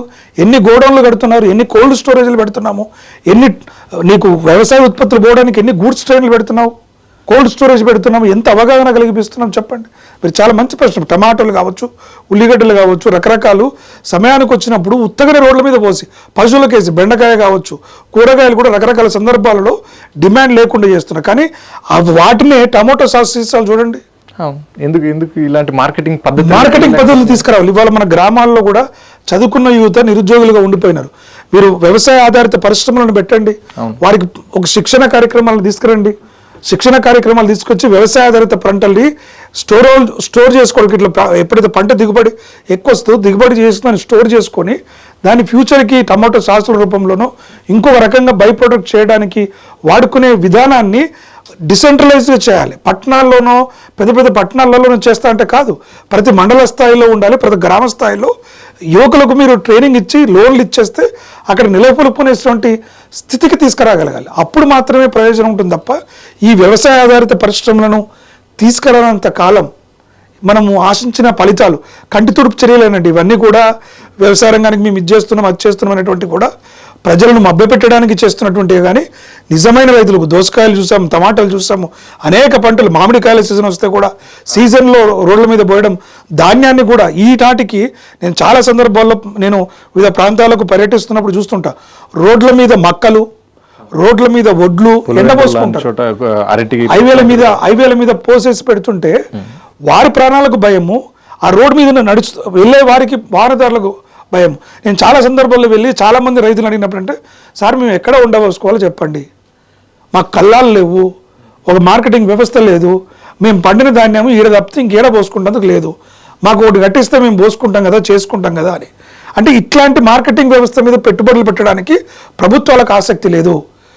రైతు వేదికలు ఒక బిల్డింగ్ కట్టినామంటే చూపించినాం, అదే ఒక చిన్న గ్రౌండ్ చేసి లెవెల్ చేసి రైతులు ధాన్యాన్ని ఎండబెట్టుకోవడానికి లేకుంటే చేసుకోవడానికి చేస్తే అది ఫోటోలలో కనపడదు కదా, లెవెలింగ్ చేసింది. అందుకనే ఒక నిర్మాణం చేస్తే కనపడుతుంది, అక్కడ కొంత ఆదాయం వాళ్ళకు కూడా వేరే మార్గాల్లో రావడానికి ఆస్కారం ఉంటుంది. ఇట్లా అవినీతి కూపాల్లో కూరుకుపోయి రైతుని ఒక తెలియని ఒక సుడిగుండంలో చుట్టేసి పెడుతున్నాం. రుణమాఫీ కూడా చూడండి, ఎప్పుడో రుణమాఫీ చేస్తామని రైతులని పర్మనెంట్గా రుణాల సుడిగుండంలో నెట్టేసినాయి ప్రభుత్వాలు. ఆ ప్రభుత్వం వచ్చినాక చేస్తుంది, ఈ ప్రభుత్వం గత 10-15 ఏళ్ల నుంచి నాకు తెలిసిన చాలామంది రైతులు రుణమాఫీలు కాక, గత ప్రభుత్వంలో కాలేదు ఈ ప్రభుత్వంలో కాక 30,000 40,000 తీసుకుంటారు, ఇవాళ 3 లక్షలు 4 లక్షలు అయింది. చక్రవడ్డీకి బారు వడ్డీ లేసి మళ్ళీ మీరు ఏదైనా కొత్త లోన్లోకి వెళ్తే మీ సిబిల్ స్కోర్ మీద కూడా చూపిస్తుంది. రైతుల సిబిల్ స్కోర్ ఎక్కడ ఉంటుంది సార్? ఆదాయమే లేనప్పుడు ఆదాయ స్కోర్ ఏం కాదు, ఇప్పుడు రైతులకి సిబిల్ స్కోర్ కూడా క్రియేట్ చేస్తున్నారు. నీకు బ్యాంక్ అకౌంట్ల ద్వారా ఉండడంతో వాళ్ళు ఏదైనా చిన్న చిన్న వ్యాపారాలు చేసుకున్న ఎక్కడైనా ఉన్న రైతులకు పూర్తిగా వ్యవసాయం లేకపోయినా వాళ్ళ సిబిల్ స్కోర్ మీద నెట్ ఎఫెక్ట్ చూపించి డిఫాల్టర్గా చూపించి వడ్డీ రేటు పెరగడానికి ఆస్కారం ఉంటుంది. కాబట్టి ఇవన్నీ కూడా చాలా ఇబ్బందికరమైనటువంటి పరిస్థితుల్లో వ్యవసాయ రంగం సంక్షోభంలోకి రుణాలు మాఫీ చేస్తే ఒకసారి చేయాలి, పూర్తిగా వాళ్ళని రుణముక్తులు చేయగలగాలి, మళ్ళీ స్వయంగా ఆ శక్తిని మనం రైతులకు ఇవ్వగలగాలి, పెట్టుబడి పెట్టుకునే శక్తిని ఇవ్వగలగాలి. కానీ మేము పెట్టుబడి ఇస్తాము, ఎన్ని సంవత్సరాలు ఇస్తారండి? ఇప్పటికి ఎన్ని సంవత్సరాలు ఇట్లా రైతులకు ఇచ్చుకుంటూ పోదాము? ఇవ్వడానికి వ్యతిరేకం కాదు, కానీ ఎంతకాలం ఇస్తాము? పురోగతి ఉండాలి కదా. ఆ శక్తి ఏ రోజు వస్తుందని భావిస్తున్నాం? ఎన్ని సంవత్సరాలకు వస్తుంది? ఆ శక్తి రావడానికి మీరు తీసుకున్న చర్యలు ఏంటివి? ఏమీ లేవు. కాబట్టి పరిస్థితి అట్లే ఉండిపోతుంది. సరే, ఈ వ్యవసాయంలో ఈ ఆర్థిక కోణంలో చూస్తే వ్యవసాయానికి రైతు, వ్యవసాయ కూలి ఇద్దరున్నారు కదా సార్. ఈ ఆర్థికంగా ఇబ్బందులు పడుతున్న దాంట్లో రైతు కూలి ఎక్కువ పడుతున్నాడా, రైతు ఎక్కువ పడుతున్నాడా? సహజంగా ఇక్కడ ఏంటంటే రైతుకి ఏమవుతుందంటే పంట వేసి అస్థిరతతో ఉండటం వల్ల ఆర్థిక ఇబ్బందులకు గురవుతుంటాడు. పంట వేసి ఆ నష్టాన్ని భరించడము చేయడంతో అతలాకుతలం అవుతే ఎప్పుడైతే రైతు నష్టపోతాడో రైతు కూలికి కూడా పని దొరకదు. ఒకటి రైతుకు ఏంటంటే ఎక్కడో కొంచెం చిన్న భరోసా, నాకు భూమి ఉంది కదా, ఏదైనా తప్పని పరిస్థితుల్లో నా భూమి అమ్ముకొని నా బ్రతుకును ముందుకు తీసుకెళ్తాను, ఎంతో కొంత పూర్తిగానో కొంత భాగం అమ్ముకొని చేసుకుంటాడు. రైతు కూలీకి అసలు ఆ ధైర్యం కూడా లేదు. ఎందుకంటే ప్రభుత్వాలు నష్టపరిహారాలు, ఇప్పుడు పంట ఏదైనా చెడిపోయింది అనుకో, పంట ఎండిపోయినా, పంట ఏ రకమైన నష్టం జరిగినా రైతుకు పరిహారం ఎంతో కొంత వస్తుంది, నామినల్గా అయినా. అదేం గొప్పగా పెద్దగా వచ్చేది ఉండదు, ఆ నామినల్గా రైతుకు వస్తుంది, కానీ రైతు కూలికి రాదు. మరి పంట నష్టమైపోయింది కదా, పంట లేదు కదా, మరి వారికి ప్రత్యామ్నాయం ఏది రైతు కూలీలకి? మరి రైతు కూలీలకి ఏమి ఇస్తాం అనడం ఎప్పుడు ఆలోచన చేయం. దాన్ని సాధారణంగా గ్రాంటెడ్గా తీసుకుంటాం, అరే రైతు కూలీలు ఏదో పని చేసుకుంటారు, లేకపోతే ఈ మధ్యకాలంలో నరేగా గతంలో స్కీమ్ కానీ లేదా ఇప్పుడు VGB రామంటున్న స్కీమ్లలో ఉపాధి దొరుకుతుంది, దాంట్లో ఎంత ఇస్తారు? 250 రూపాయలు ఒక వ్యక్తికి. ఇప్పుడు ఉన్నటువంటి జీవన ప్రమాణం పెరిగినటువంటి కాస్ట్లలో అవి నథింగ్, అవి అందరికి కూడా అన్ని రోజులు దొరకవు. కాబట్టి రైతు కూలీల పరిస్థితి కొంచెం దుర్భరంగానే ఉంటుంది. కాకపోతే వాళ్ళకి ఏంటంటే పెట్టుబడి ఉండదు, నష్టపోవడం ఉండదు, పని దొరకకపోతే ఇబ్బందులు ఎదురవుతావు, కానీ పెట్టాల్సిన పెట్టుబడి ఉండదు. సో వాళ్ళకి ఉపాధి ఇబ్బందులు తప్ప పెట్టుబడి భారము, వడ్డీ భారాలు ఇట్లాంటివన్నీ ఉండవు. రైతులకేమో పెట్టుబడి వడ్డీ భారం ఉంటుంది, కొంత భరోసా ఉంటుంది. వీరికి ఏంటంటే పెట్టుబడి ఉండదు, వడ్డీల భారం ఉండదు, కానీ భూమి లేదు, భరోసా లేదు, ఉపాధి దొరుకుతుందన్న భరోసా కూడా లేదు. కాబట్టి మరికొంత అస్థిరత ఎక్కువగా రైతు కూలీలకు ఉంటుంది. చిన్న చిన్న రైతు కుటుంబాలేమో ఉద్యోగాల వైపు, అలాగే కార్పొరేట్ కంపెనీలేమో ఇప్పుడు లీజుకు తీసుకొని వ్యవసాయం చేసేటువంటి పరిస్థితులు ఏర్పడుతున్నాయి. ఈ పరిణామాలు ఎలా చూడొచ్చు సార్? మహేష్ గారు, మీరు చాలా మంచి ప్రశ్న. ఇది కూడా ఇప్పుడు చాలామంది కుటుంబాల నుంచి, ఇందాక మిత్రులు అడుగుతూ కూడా చెప్పారు కదా, వ్యవసాయ రంగం నుంచి వలస వెళ్ళిపోతున్నారు. చిన్న చిన్న ఉపాధులైనా, చిన్న ఉపాధి రంగాలకైనా ఎంటర్ప్రీనర్స్ కావడం కోసం పోవట్లేదు, ఒక సొంతంగా తమ స్వయం ఉపాధిని పెంపొందించుకోవడం కోసం కనుక వారు వెళ్తే మంచిది. కానీ వారు కేవలం ఉపాధి కోసం వెతుక్కుంటూ వ్యవసాయ రంగం నామోషి కావడంతో వెళ్తున్నటువంటి పరిస్థితి ఉంది. ఎక్కడ కూడా ఉపాధి దొరకక, ఇక్కడ కూడా 7,000కి 8,000కి పనిచేస్తున్నటువంటి వాళ్ళు చాలామంది ఉండి జీవనాన్ని సాగించలేక, ఇక్కడ ఉండలేక, బ్రతకలేక అనేక రకాల ఇబ్బందులు, సమస్యలు ఎదుర్కొంటున్నటువంటి పరిస్థితిని మనం నిత్యం చూస్తున్నాం. అర్బన్ ఏరియాలో కూడా అర్బన్ పావర్టీ అంటాం. అర్బన్ పావర్టీలో చాలా ఘోరమైన పరిస్థితులు. రూరల్ పావర్టీకి విజీబీ రామ్ లాంటి స్కీమ్ ఉంది, అర్బన్ పావర్టీకి ఏముంది? చాలా సందర్భాల్లో ఇట్ ఈస్ ఇగ్నోర్డ్. ఎందుకంటే ఏదో కొంత ఉపాధి దొరుకుతుంది, కానీ ఆ ఉపాధి సరిపోదు, వారికి జీవన ప్రమాణాలకి ఆ ఖర్చులకి తగినట్టుగా ఉండదు. కాబట్టి కొంత ఇబ్బందికరమైనటువంటి పరిస్థితి కనబడుతుంది అక్కడ కూడా. సంపద ఒకవైపు మాత్రమే పోగుపడిపోతుంది, పేదవాడు పేదవాడిగానే ఉంటున్నాడు. సరే, ఇక్కడ మనం రెండుగా చూడాలి. ఒకటి, వీళ్ళు మనీ సైకాలజీని అర్థం చేసుకోలేకపోతున్నారా, లేదంటే జీవితాన్ని ఇంకొక కోణంలో నడపడంలో, అదే సంప్రదాయ పద్ధతి లేదంటే రిస్క్ తీసుకునే మెంటాలిటీలో ఉండడం కారణం అనుకుంటారు? ఇది కూడా మనిషికి అందరికీ డబ్బు గురించి ఎంతో కొంత అవగాహన ఉంది, కానీ బ్రతికే జీవన విధానంలో సాంప్రదాయంగా అడిక్ట్ అయిపోయి ఉన్నారు. మార్పును ఆహ్వానించలేరు, మార్పుని కోరుకొని చేంజ్ చేసేటువంటి మైండ్ సెట్ని సమాజం క్రియేట్ చేయలేదు. ఒక దూరంలో వెళ్తే అదే దూరంలో వెళ్తారు. ఒక రైతు కూడా పంట తర్వాత పంట అదే వేస్తాను, కానీ మల్టిపుల్ డిఫరెంట్ క్రాప్స్ ఏమన్నా వేద్దామా, లేకుంటే ఇంకేమైనా చిన్న వ్యవసాయ ఆధారిత పరిశ్రమలకు సంబంధించి ఏమైనా పెట్టుబడి పెడదామా, లేకుంటే ఇంక అట్లాంటి పనులు ఏమైనా చేద్దామా, లేదా ప్రభుత్వం నుంచి ఏ రకమైనటువంటి సహాయ సహకారాలు ఇంకా అందుతాయి అనేటువంటిది అవగాహన లేకపోవటం. చాలామందికి అవగాహన లేకపోవటమే ప్రధానమైనటువంటి సమస్య. అవగాహన లేకపోవడం, వారి మీద వారికి నమ్మకం లేకపోవడం. దానితో ఏమవుతుందంటే వీరు అదే విధానంలో కొనసాగుతున్నారు. వేరే వృత్తులలో డబ్బులు వస్తాయని తెలిసినప్పటికి కూడా ఆ చదువుకోవడం ద్వారా కానీ, లేకుంటే కొంత అవగాహన పెంచుకుంటే వ్యవసాయ రంగంలో కూడా మెరుగైన ఫలితాలు సాధించవచ్చని తెలిసినా కూడా అంత మోటివేషన్ లేకపోవడము, ఆ అట్మాస్ఫియర్, ఆ కల్చర్ లేకపోవడంతో అదే దూరంలో కలిసిపోతున్నారు. తద్వారా ఏమవుతుందంటే ఎవరైతే పేదరికంలో ఉన్నవాళ్ళు ఉన్నారో ఆ పేదవాళ్ళు పేదవాళ్ళుగానే ఉండిపోతున్నారు. ఎవరైతే ఈ డబ్బులు బాగా సంపాదించుకొని, మీరు అన్నట్టుగా ఈ మనీ సైకాలజీని అర్థం చేసుకొని, ఎక్కడ పెడితే ఒక రూపాయిని ఎక్కడ పెడితే అది 100 రూపాయలు అవుతుందన్నటువంటి విషయాన్ని పూర్తిగా అవగాహన చేసుకొని సంపాదించే వర్గం ఒకటి. మరొక వర్గం దోపిడీదారుల ద్వారా, ఆర్థికంగా సంపన్నుల వర్గాలైన వాళ్ళందరూ కూడా వ్యాపారాన్ని సక్రమ పద్ధతుల్లో చేసి సంపాదించకాకుండా అక్రమ మార్గాల్లో వెళ్ళి కూడా సంపాదించుకునేటువంటి వాళ్ళు చాలామంది ఉన్నారు. అనేక వ్యాపారాలు ఈరోజు అది వ్యాపారంలో ఉన్నటువంటి ఇవాళ చూస్తున్న మూసీ లాంటి నది కాలుష్యం కావడానికి కారణం కూడా ప్రధానంగా పరిశ్రమలు విచ్చలవిడిగా కెమికల్స్ను వదిలేస్తున్నటువంటి పరిస్థితి. దానితో అనేక రకాలైనటువంటి సమస్యలు మనం రోజు చూస్తున్నాం.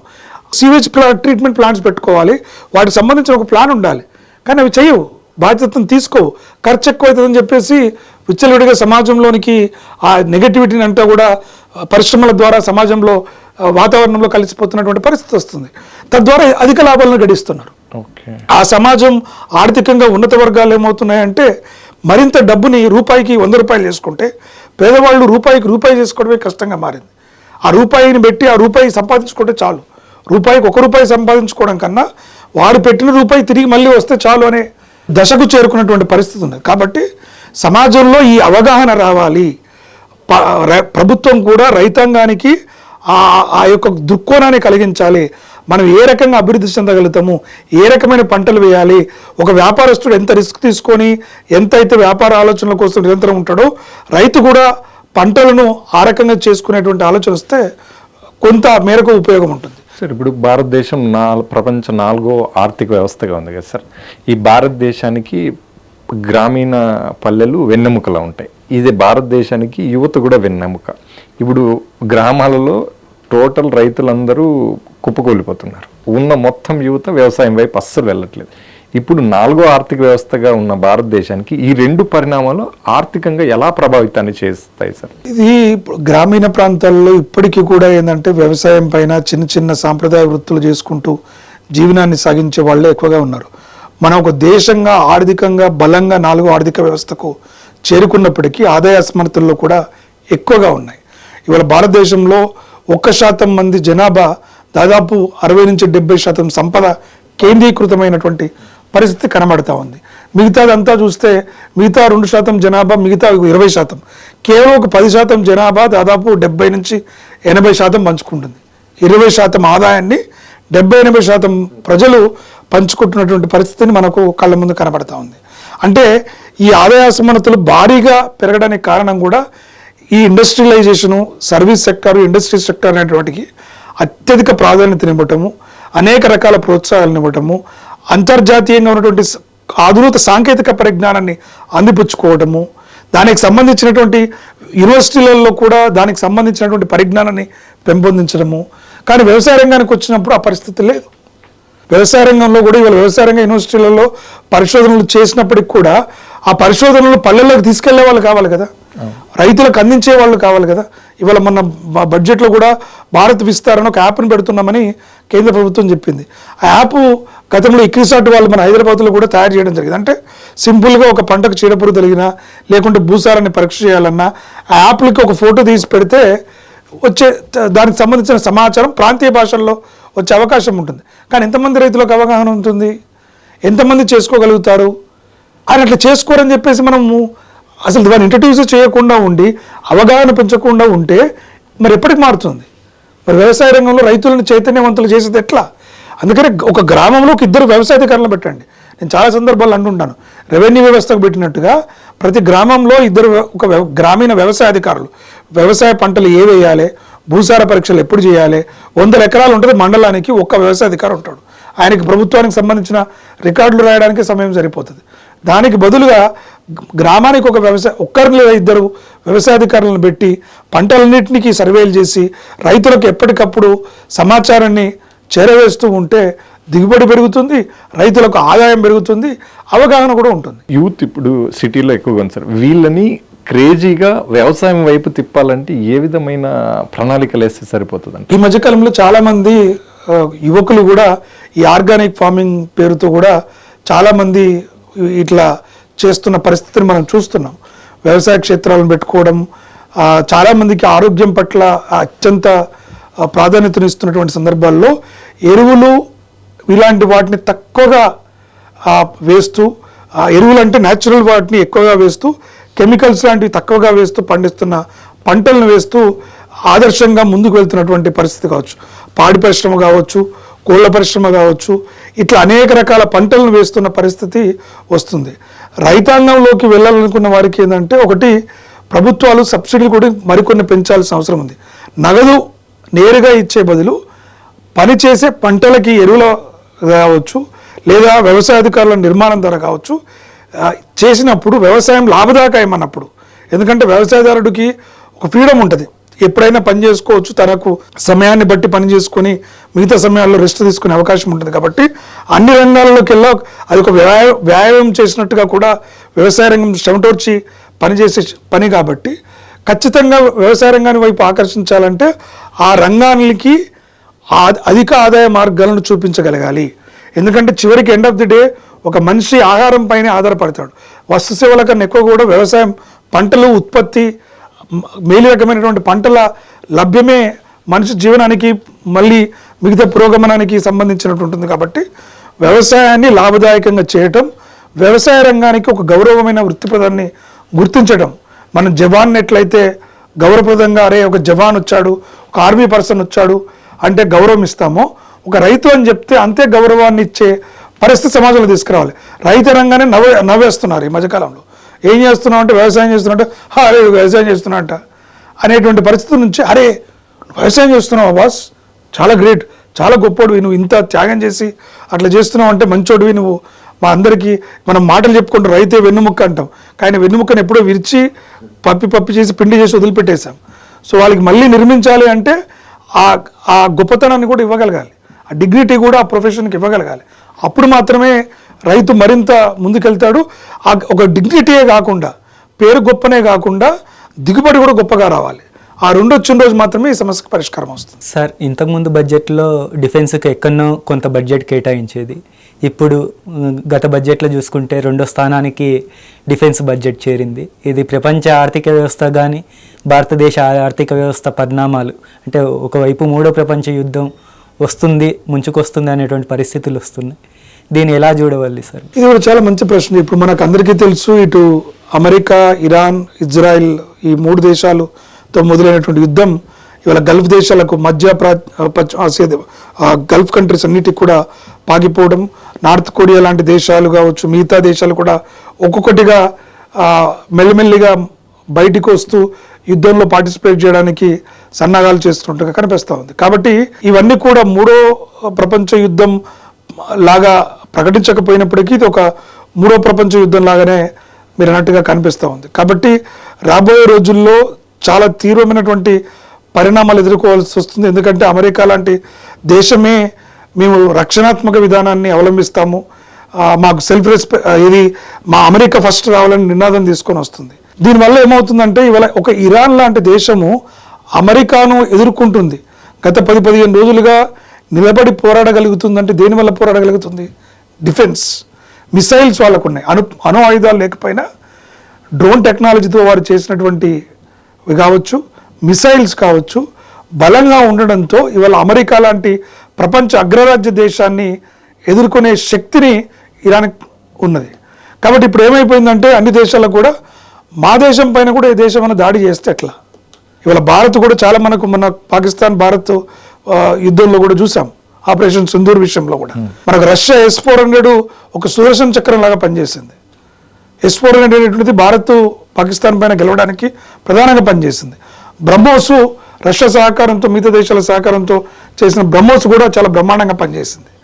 ఇట్లా అనేక రకాల ఆయుధాలు, విలువైనటువంటి ఆయుధాలు పాకిస్తాన్ లాంటి దుశ్చర్యలను అడ్డుకట్ట వేయడానికి కాపాడుకున్న పరిస్థితి వచ్చింది. దానికి తోడు ఇవాళ మనం ప్రపంచవ్యాప్తంగా చూస్తున్న సినారియాల్లో రక్షణ రంగానికి అత్యధికంగా నిధులు కేటాయించుకోవాల్సిన అవసరం వస్తుంది. ఎందుకంటే మనం రష్యాతోని దోస్తాన్ చేస్తుంటే అమెరికా కంటిన్యూ పోవట్లేదు. మీరు ఎట్లా చేస్తారు, రష్యాతోని సంబంధాలు తగ్గించుకోవాలి, లేకుంటే మీ పైన ఆర్థిక పరిమితులు పెడతాము అనేటువంటి ధోరణి కూడా వస్తుంది. కాబట్టి అన్నిటికన్నా సులువైన మార్గము ఇప్పుడున్నటువంటి తక్షణ కర్తవ్యం ఏంటంటే ఫస్ట్ మన దేశాన్ని మనం కాపాడుకోవాలి ఇతర దేశాల నుంచి అనేటువంటి ప్రక్రియలో రక్షణ వానికి బడ్జెట్ విపరీతంగా పెరిగిపోతుంది. మీరు అన్నట్టుగా చాలా ముఖ్యంగా మరి రక్షణ బడ్జెట్ల వల్ల ఏం ప్రయోజనం వస్తుంది అంటే ఒక మనిషి ఇంకో మనిషిని చంపుకోవడానికి, ఇది మానవ పురోగతికి కాదు, మానవ తిరోగమనానికి. అణ్వాయుధాలు పెట్టుకున్నా, ఈ డిఫెన్స్ మిసైల్స్ పెట్టుకున్నా ఇవాళ ఒకరిపైన ఒకరు పెత్తానం చలాయించుకోవడం కోసం చేస్తున్నటువంటి వాదం. కాబట్టి ఇది ప్రపంచ దేశాలన్నీ ఆర్థికంగా ఇబ్బందులు పెట్టడానికి, వృద్ధి రేటును క్షీణింపజేయటానికి చేస్తున్నటువంటి ప్రక్రియనగానే కనబడతామండి. కాబట్టి రాబోయే రోజుల్లో ఈ యుద్ధం, ఈ అమెరికా ఇరాన్ యుద్ధం పరిస్థితులు ఉన్నటువంటి నేపథ్యంలో ఆ దేశాలు ఆర్థికంగా చితికిపోయినప్పటికీ కూడా అవి ఆర్థిక పునర్నిర్మాణం కన్నా కూడా వారు డిఫెన్స్ శక్తిని పెంచుకోవడానికి చేస్తారు. భారతే కాదు, ఈరోజు యుద్ధంలో పార్టిసిపేట్ చేస్తున్న అన్ని దేశాలు, మిగతా దేశాలు కూడా ఇంకా బలాన్ని పెంచుకోవాలి, ఇంకా ఆయుధాలను ఉత్పత్తి చేసుకోవాలనే ధోరణికి వెళ్తాయి. ఎందుకంటే ఏ దేశం ఎప్పుడు ఏ దేశం పైన అటాక్ చేస్తుందో తెలియని పరిస్థితుల్లో ఉన్నాయి. అన్ని అంతర్జాతీయ ఇన్స్టిట్యూషన్లు మౌనంగా ఉన్నాయి. యునెస్కో కావచ్చు, UNO కావచ్చు, ఇలాంటి ఏవి కూడా అంతర్జాతీయ సంస్థలు మాట్లాడలేని పరిస్థితి, మధ్యవర్తిత్వం చేయలేనటువంటి పరిస్థితి నెలకొన్నటువంటి సందర్భంలో ఖచ్చితంగా రక్షణ రంగానికి ఏ దేశం ఆ దేశాన్ని కాపాడుకోవడం కోసం, ఏ దేశం ఆ దేశం యొక్క ఉనికిని సార్వభౌమత్వాన్ని కాపాడుకోవడం కోసం రక్షణ విధాన బడ్జెట్లు పెంచుతూ పోతున్నారు. రక్షణ బడ్జెట్లు పెరగడం వల్ల మానవ ప్రగతి అనేటువంటిది తగ్గిపోతుంది. పేదరికంలో మనం 140 ఆ స్థానాల్లో అటొట్టుగా ఉన్నాం. సో ఆకలి మీద, ఆరోగ్యం మీద, చదువు మీద ఖర్చు పెట్టకుండా ఆయుధాల మీద ఖర్చు పెడుతుంది ఏంటని ప్రతిపక్షాల విమర్శ ఉంది. దాని మీద మీ కామెంట్ ఏంటి సార్? కరెక్టే. ఇప్పుడు విద్య మీద, వైద్యం మీద పెట్టాలని అందరూ కోరుకుంటున్నాం. ఇది గత స్వతంత్రం వచ్చిన నాటి నుంచి నేటి వరకు కూడా ఉన్నటువంటి ప్రధానమైనటువంటి సమస్య. ఎక్కడ కూడా మనకు బడ్జెట్ పెద్దగా ఆశించిన స్థాయిలో విద్యా వైద్యానికి ఎప్పుడు కూడా జరగట్లేదు. డిఫెన్స్ మీద పెట్టొద్దు అంటే ఒక పక్క దేశం మన పైన, మనం జమ్మూ కాశ్మీర్లో చూసాం, నిర్దాక్షిణ్యంగా ఒక అమాయక టూరిస్టులను ఈవెన్ ఇంకా మతం పేరు అడిగి కాల్పులు జరిపినటువంటి దుశ్చర్య, పాకిస్తాన్ దుశ్చర్య, పహల్గాంలో జరిగినటువంటి దుశ్చర్యను చూసాం. మరి ఇంత ఘోరాలు జరుగుతూ ఉంటే కళ్ళు మూసుకొని కూర్చుందామా? సరే వీళ్ళ కాశ్మీరే కదా, కాశ్మీర్ను వదిలేస్తే సమస్య పూర్తిగా పరిష్కారం వస్తుందంటే రేపు కాశ్మీర్ తర్వాత శ్రీనగర్ అవుతుంది, శ్రీనగర్ తర్వాత హిమాచల్ అవుతుంది, హిమాచల్ అయిన తర్వాత ఢిల్లీ అవుతుంది. ఇట్లా ఏ దేశం ఆ దేశాన్ని కోల్పోదు కదా, తమ భూభాగాన్ని విడుచుకోవడానికి ఆసక్తి ఉండదు. కాబట్టి మరి ఆయుధాలను, డిఫెన్స్ సెక్టార్ని బడ్జెట్లు పెంచుకోకపోతే పక్క దేశం వచ్చి దాడి చేస్తే మన ఆర్థిక వ్యవస్థ మరింత కూలిపోతుంది కదా, మన ఆర్థిక వ్యవస్థ మరింత వీక్ అయిపోయేటువంటి పరిస్థితి ఉంటుంది కదా. దీన్ని సమపాలనలో తీసుకెళ్ళగలగాలి.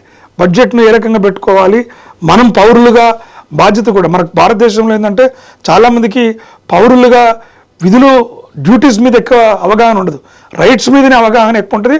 రైట్స్ కోసమే పంచాయతీలు చేస్తుంటాం, మనం బాధ్యతల మీద ఎప్పుడు కూడా తీసుకోము. కాబట్టి విద్యార్థిగా మనము స్వశక్తితో నేర్చుకోవాలన్న జ్ఞానాన్ని కనుక పెంచుకోగలిగితే బలోపేతం అవుతుంది తప్ప ఇట్లా గవర్నమెంట్ డబ్బులు ఇస్తుందిగా, చదివిస్తుందిగా, ఏదో చేస్తుంది, మనకు వచ్చేసిన ఏదో పోయింది అయిపోయింది, ఏదో డిగ్రీ చదివినా ఒక సర్టిఫికేట్ వచ్చింది. ఈ మధ్యకాలంలో చూస్తున్నాం కదా, పాస్ చేయకపోతే కూడా గొడవ అవుతుంది. నన్ను ఎందుకు పాస్ చేయవని ఆత్మహత్య అయితే తల్లిదండ్రుల నుంచి ఒత్తిడి వస్తున్నాయి. దాంతో ఏమవుతున్నది, అందరూ పాస్ చేసేయండి అంటున్నారు. తర్వాత డిగ్రీలు వస్తున్నాయి కానీ ఉద్యోగాలు వస్తలేవు. ఎప్పుడైతే స్కిల్ లేదో, ఎప్పుడైతే ఎన్ఫోర్స్ చేయలేకపోతున్నామో, ఒత్తిడి విద్యార్థుల నుంచి, పేరెంట్స్ నుంచి ఒత్తిడి రావడంతో విద్యా సంస్థలు కూడా కొంత ఫ్రీగా డిగ్రీలు ఇవ్వడంతో ఇవాళ పరిస్థితి మనం గమనించుకోవచ్చు. కాబట్టి ఈ పరిస్థితి ఇంకా ఇట్లే కొనసాగే అవకాశం ఉంటుంది. ఈ మారనంత కాలం ఇవన్నీ కూడా గుణాత్మకమైన మార్పు రావాలి. విద్యా వైద్యానికి బడ్జెట్ మనకు పెరగాలనుకున్నప్పుడు ఖచ్చితంగా ప్రజల్లో గుణాత్మకమైన మార్పు రావాలి. ఆ గుణాత్మకమైన మార్పు వచ్చినప్పుడు డిఫెన్స్ తగ్గుతుంది, మన దేశం కూడా ఇంటలెక్చువల్గా మరింత ఆర్థికంగా ఎదగలుగుతుంది. పెడుతున్నటువంటి ఖర్చులను అట్లీస్ట్ ఉపయోగం చేయండి. పెట్టలేని దానికి ఎంత పెడతలేదు అనేటువంటిది పెట్టాలని డిమాండ్ చేస్తూనే పెడుతున్న వాటికి విలువను, వాల్యూను యాడ్ చేసేటువంటి కృషి ఈ దేశంలో యువత చేయాల్సిన అవసరం ఉంది. సరే, మళ్ళీ ఆర్థిక కోణంలో సామాన్యుల దగ్గరికి వస్తే, సామాన్యులు ఇప్పుడు ఎక్కువ పొదుపు చేయడానికి ఇష్టపడుతున్నారా, పెట్టుబడి పెట్టడానికి ఇష్టపడుతున్నారా సార్? చాలా మంచి ప్రశ్న ఇది. ఈ మధ్యకాలంలో ఈ తరం యువత చూసుకుంటే ఖర్చుకే ఎక్కువ ఇంట్రెస్ట్ పెడుతున్నారు. గతంలో ఒక 100 రూపాయలు వస్తే 10 రూపాయలు దాచిపెట్టుకోవాలని ఉండేది. అదొక చిట్టి వేసో లేకపోతే ఒక పిట్టి బ్యాంక్లోనో ఎక్కడో పెట్టి రూపాయి పొదుపు చేసుకుంటేనే భవిష్యత్తు బాగుంటుంది అనేటువంటి నానుడు ఉన్నటువంటి భారతదేశంలో ఈరోజు మీరు అందరూ గమనిస్తే కన్జంప్షన్ ఎక్స్పెండిచర్ పెరుగుతుంది, వినియోగ వ్యయం. వారి నిత్యావసరాల కోసము తాగడమో, తినటమో లేదా ఇలాంటి ఖర్చులకు వచ్చిన ఆదాయాన్ని మొత్తం ఖర్చే చేస్తున్నారు. పొదుపు అనే మాట లేకుండా పోతుంది. ఈ ఫ్యాన్సీ లైఫ్ ఎందుకు వచ్చింది సార్ యూత్లకి? కన్స్యూమరిజం అనేది పెరిగిపోయింది. ఎందుకంటే ఈఎంఐల కల్చర్ రావడం ఒకటి, మీరు ప్రజలకు ఒకటి సోషల్ సింబల్ అయిపోయింది, స్టేటస్ సింబల్ అయిపోయింది. అరే వాళ్ళకున్నది మనకెందుకు ఉండొద్దు, లేదా మనకు ఫ్యూచర్లో ఈఎంఐ కట్టుకోవచ్చు. ఇప్పుడు ఇల్లులు కూడా ఒకప్పుడు గతంలో సొంత డబ్బులు ఉంటేనే ఇల్లు కట్టేవాళ్ళు, పొదుపు చేసి మరీ కట్టుకునేవాళ్ళు. ఈ రోజు పొదుపు ఎక్కడిది? లోన్. 1 లక్ష రూపాయలు కూడా కట్టాల్సిన పని లేదు. మొత్తం బ్యాంకు నుంచి అప్పు తీసుకురా, ఇల్లు కట్టు, ఇల్లు నాది అనుకుని ఉండి తర్వాత వచ్చిన జీతం అంతా అక్కడ బ్యాంకులకు లోన్ కడుతూ బ్యాంకులకు బానిసలుగా మారుతున్నటువంటి పరిస్థితి. ఫైనాన్షియల్ ఇన్స్టిట్యూషన్కి బానిసలుగా, కంపెనీలకు బానిసలుగా, వేరే ఆలోచన లేకుండా. ఎందుకంటే నీకు ఉద్యోగాన్ని వదిలేయాలంటే కూడా పోయి ఉద్యోగం ఎవరైనా చేస్తున్నా కూడా వదిలేస్తే ఈఎంఐలు ఎవరు కడతారు? సో నీ జీవితం ట్యాగ్ అయిపోతుంది. ఇక వచ్చిన చిన్న చితక జీతాన్ని ఏం చేస్తున్నారంటే ఎంజాయ్ చేద్దాం లైఫ్ని, ఈ కాన్సెప్ట్ ఏదైతే లైఫ్ ఎంజాయ్ చేయాలనే దాంతో పొదుపుని మొత్తానిగా మర్చిపోయారు. పొదుపు సూత్రాన్నే లేకుండా భారతదేశంలో ఆయువు పట్టే పొదుపులు. కాబట్టి ఆ కల్చర్ తీసుకెళ్ళి అమెరికా లాంటి దేశాల్లో సేవింగ్ రేట్ చాలా ఎక్కువ. అమెరికా చేసిన అప్పులు తీసుకుంటే వారి స్వదేశంలో తీసుకున్న అప్పులు ఎక్కువ, వాళ్ళకి విదేశాల నుంచి అప్పులు లేవు ఎక్కువగా. దేశీయంగా ప్రజలు చేసుకున్న పొదుపు నుంచి తీసుకున్న అప్పులు ఎక్కువ ఉన్నాయి. కాబట్టి రేపు పొద్దున దేశానికి ఏమైనా అయితే అప్పులు మేము ఇవ్వలేము అంటే ఆ దేశంలోనే డబ్బు కాబట్టి పెద్ద సమస్య ఉండదు, వారు కష్టపడి సంపాదించిన డబ్బు కాబట్టి. మనలాంటి దేశం అవుతుంది, దేశం నుంచి అప్పులు తెచ్చుకుంటున్నాం. అది చైనాలో కూడా 10% మాత్రమే ఖర్చు పెట్టి 90 సేవింగ్ వచ్చింది. అదేంటది?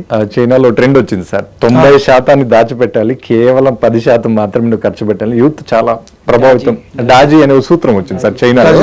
వాళ్ళు 100 రూపాయలు సంపాదిస్తే 90 రూపాయలు పొదుపు చేసి కేవలం 10 రూపాయలతో మాత్రమే వాళ్ళు వాళ్ళ అవసరాలు గడుపుకోవాలని. అదే ఇప్పుడు చాలా అవసరం ఇప్పుడు. అందుకనే మన దేశంలో కూడా ఇట్లాంటివి రావాలి. మన దగ్గర పెడదామంటే ఏమంటారంటే ఇట్లాంటి బతికేందుకు, ఈ దానికి కూడా ఇంకా మనం ఉండాలనా, రెండోది నువ్వెవరు చెప్పడానికి, నాకు 100 రూపాయలు నేను కష్టపడి సంపాదించుకుంటున్నా, నీ ఇంట్లోకే జమని ఇస్తున్నావా, నా ఇష్టం నేను ఖర్చు పెట్టుకుంటా అంటే ఈ ధోరణి, ఈ పెడధోరణులు పెరుగుతున్న పరిస్థితి. ఎథికల్ వాల్యూస్, ఈ మోరల్ వాల్యూస్ అనేటువంటిది క్రమంగా తగ్గిపోతున్నటువంటి తరుణంలో ఆర్థికంగా కూడా భారం అయిపోయి చితికిపోతున్న కుటుంబాలు ఎన్నో కనపడుతూ ఉన్నాయి.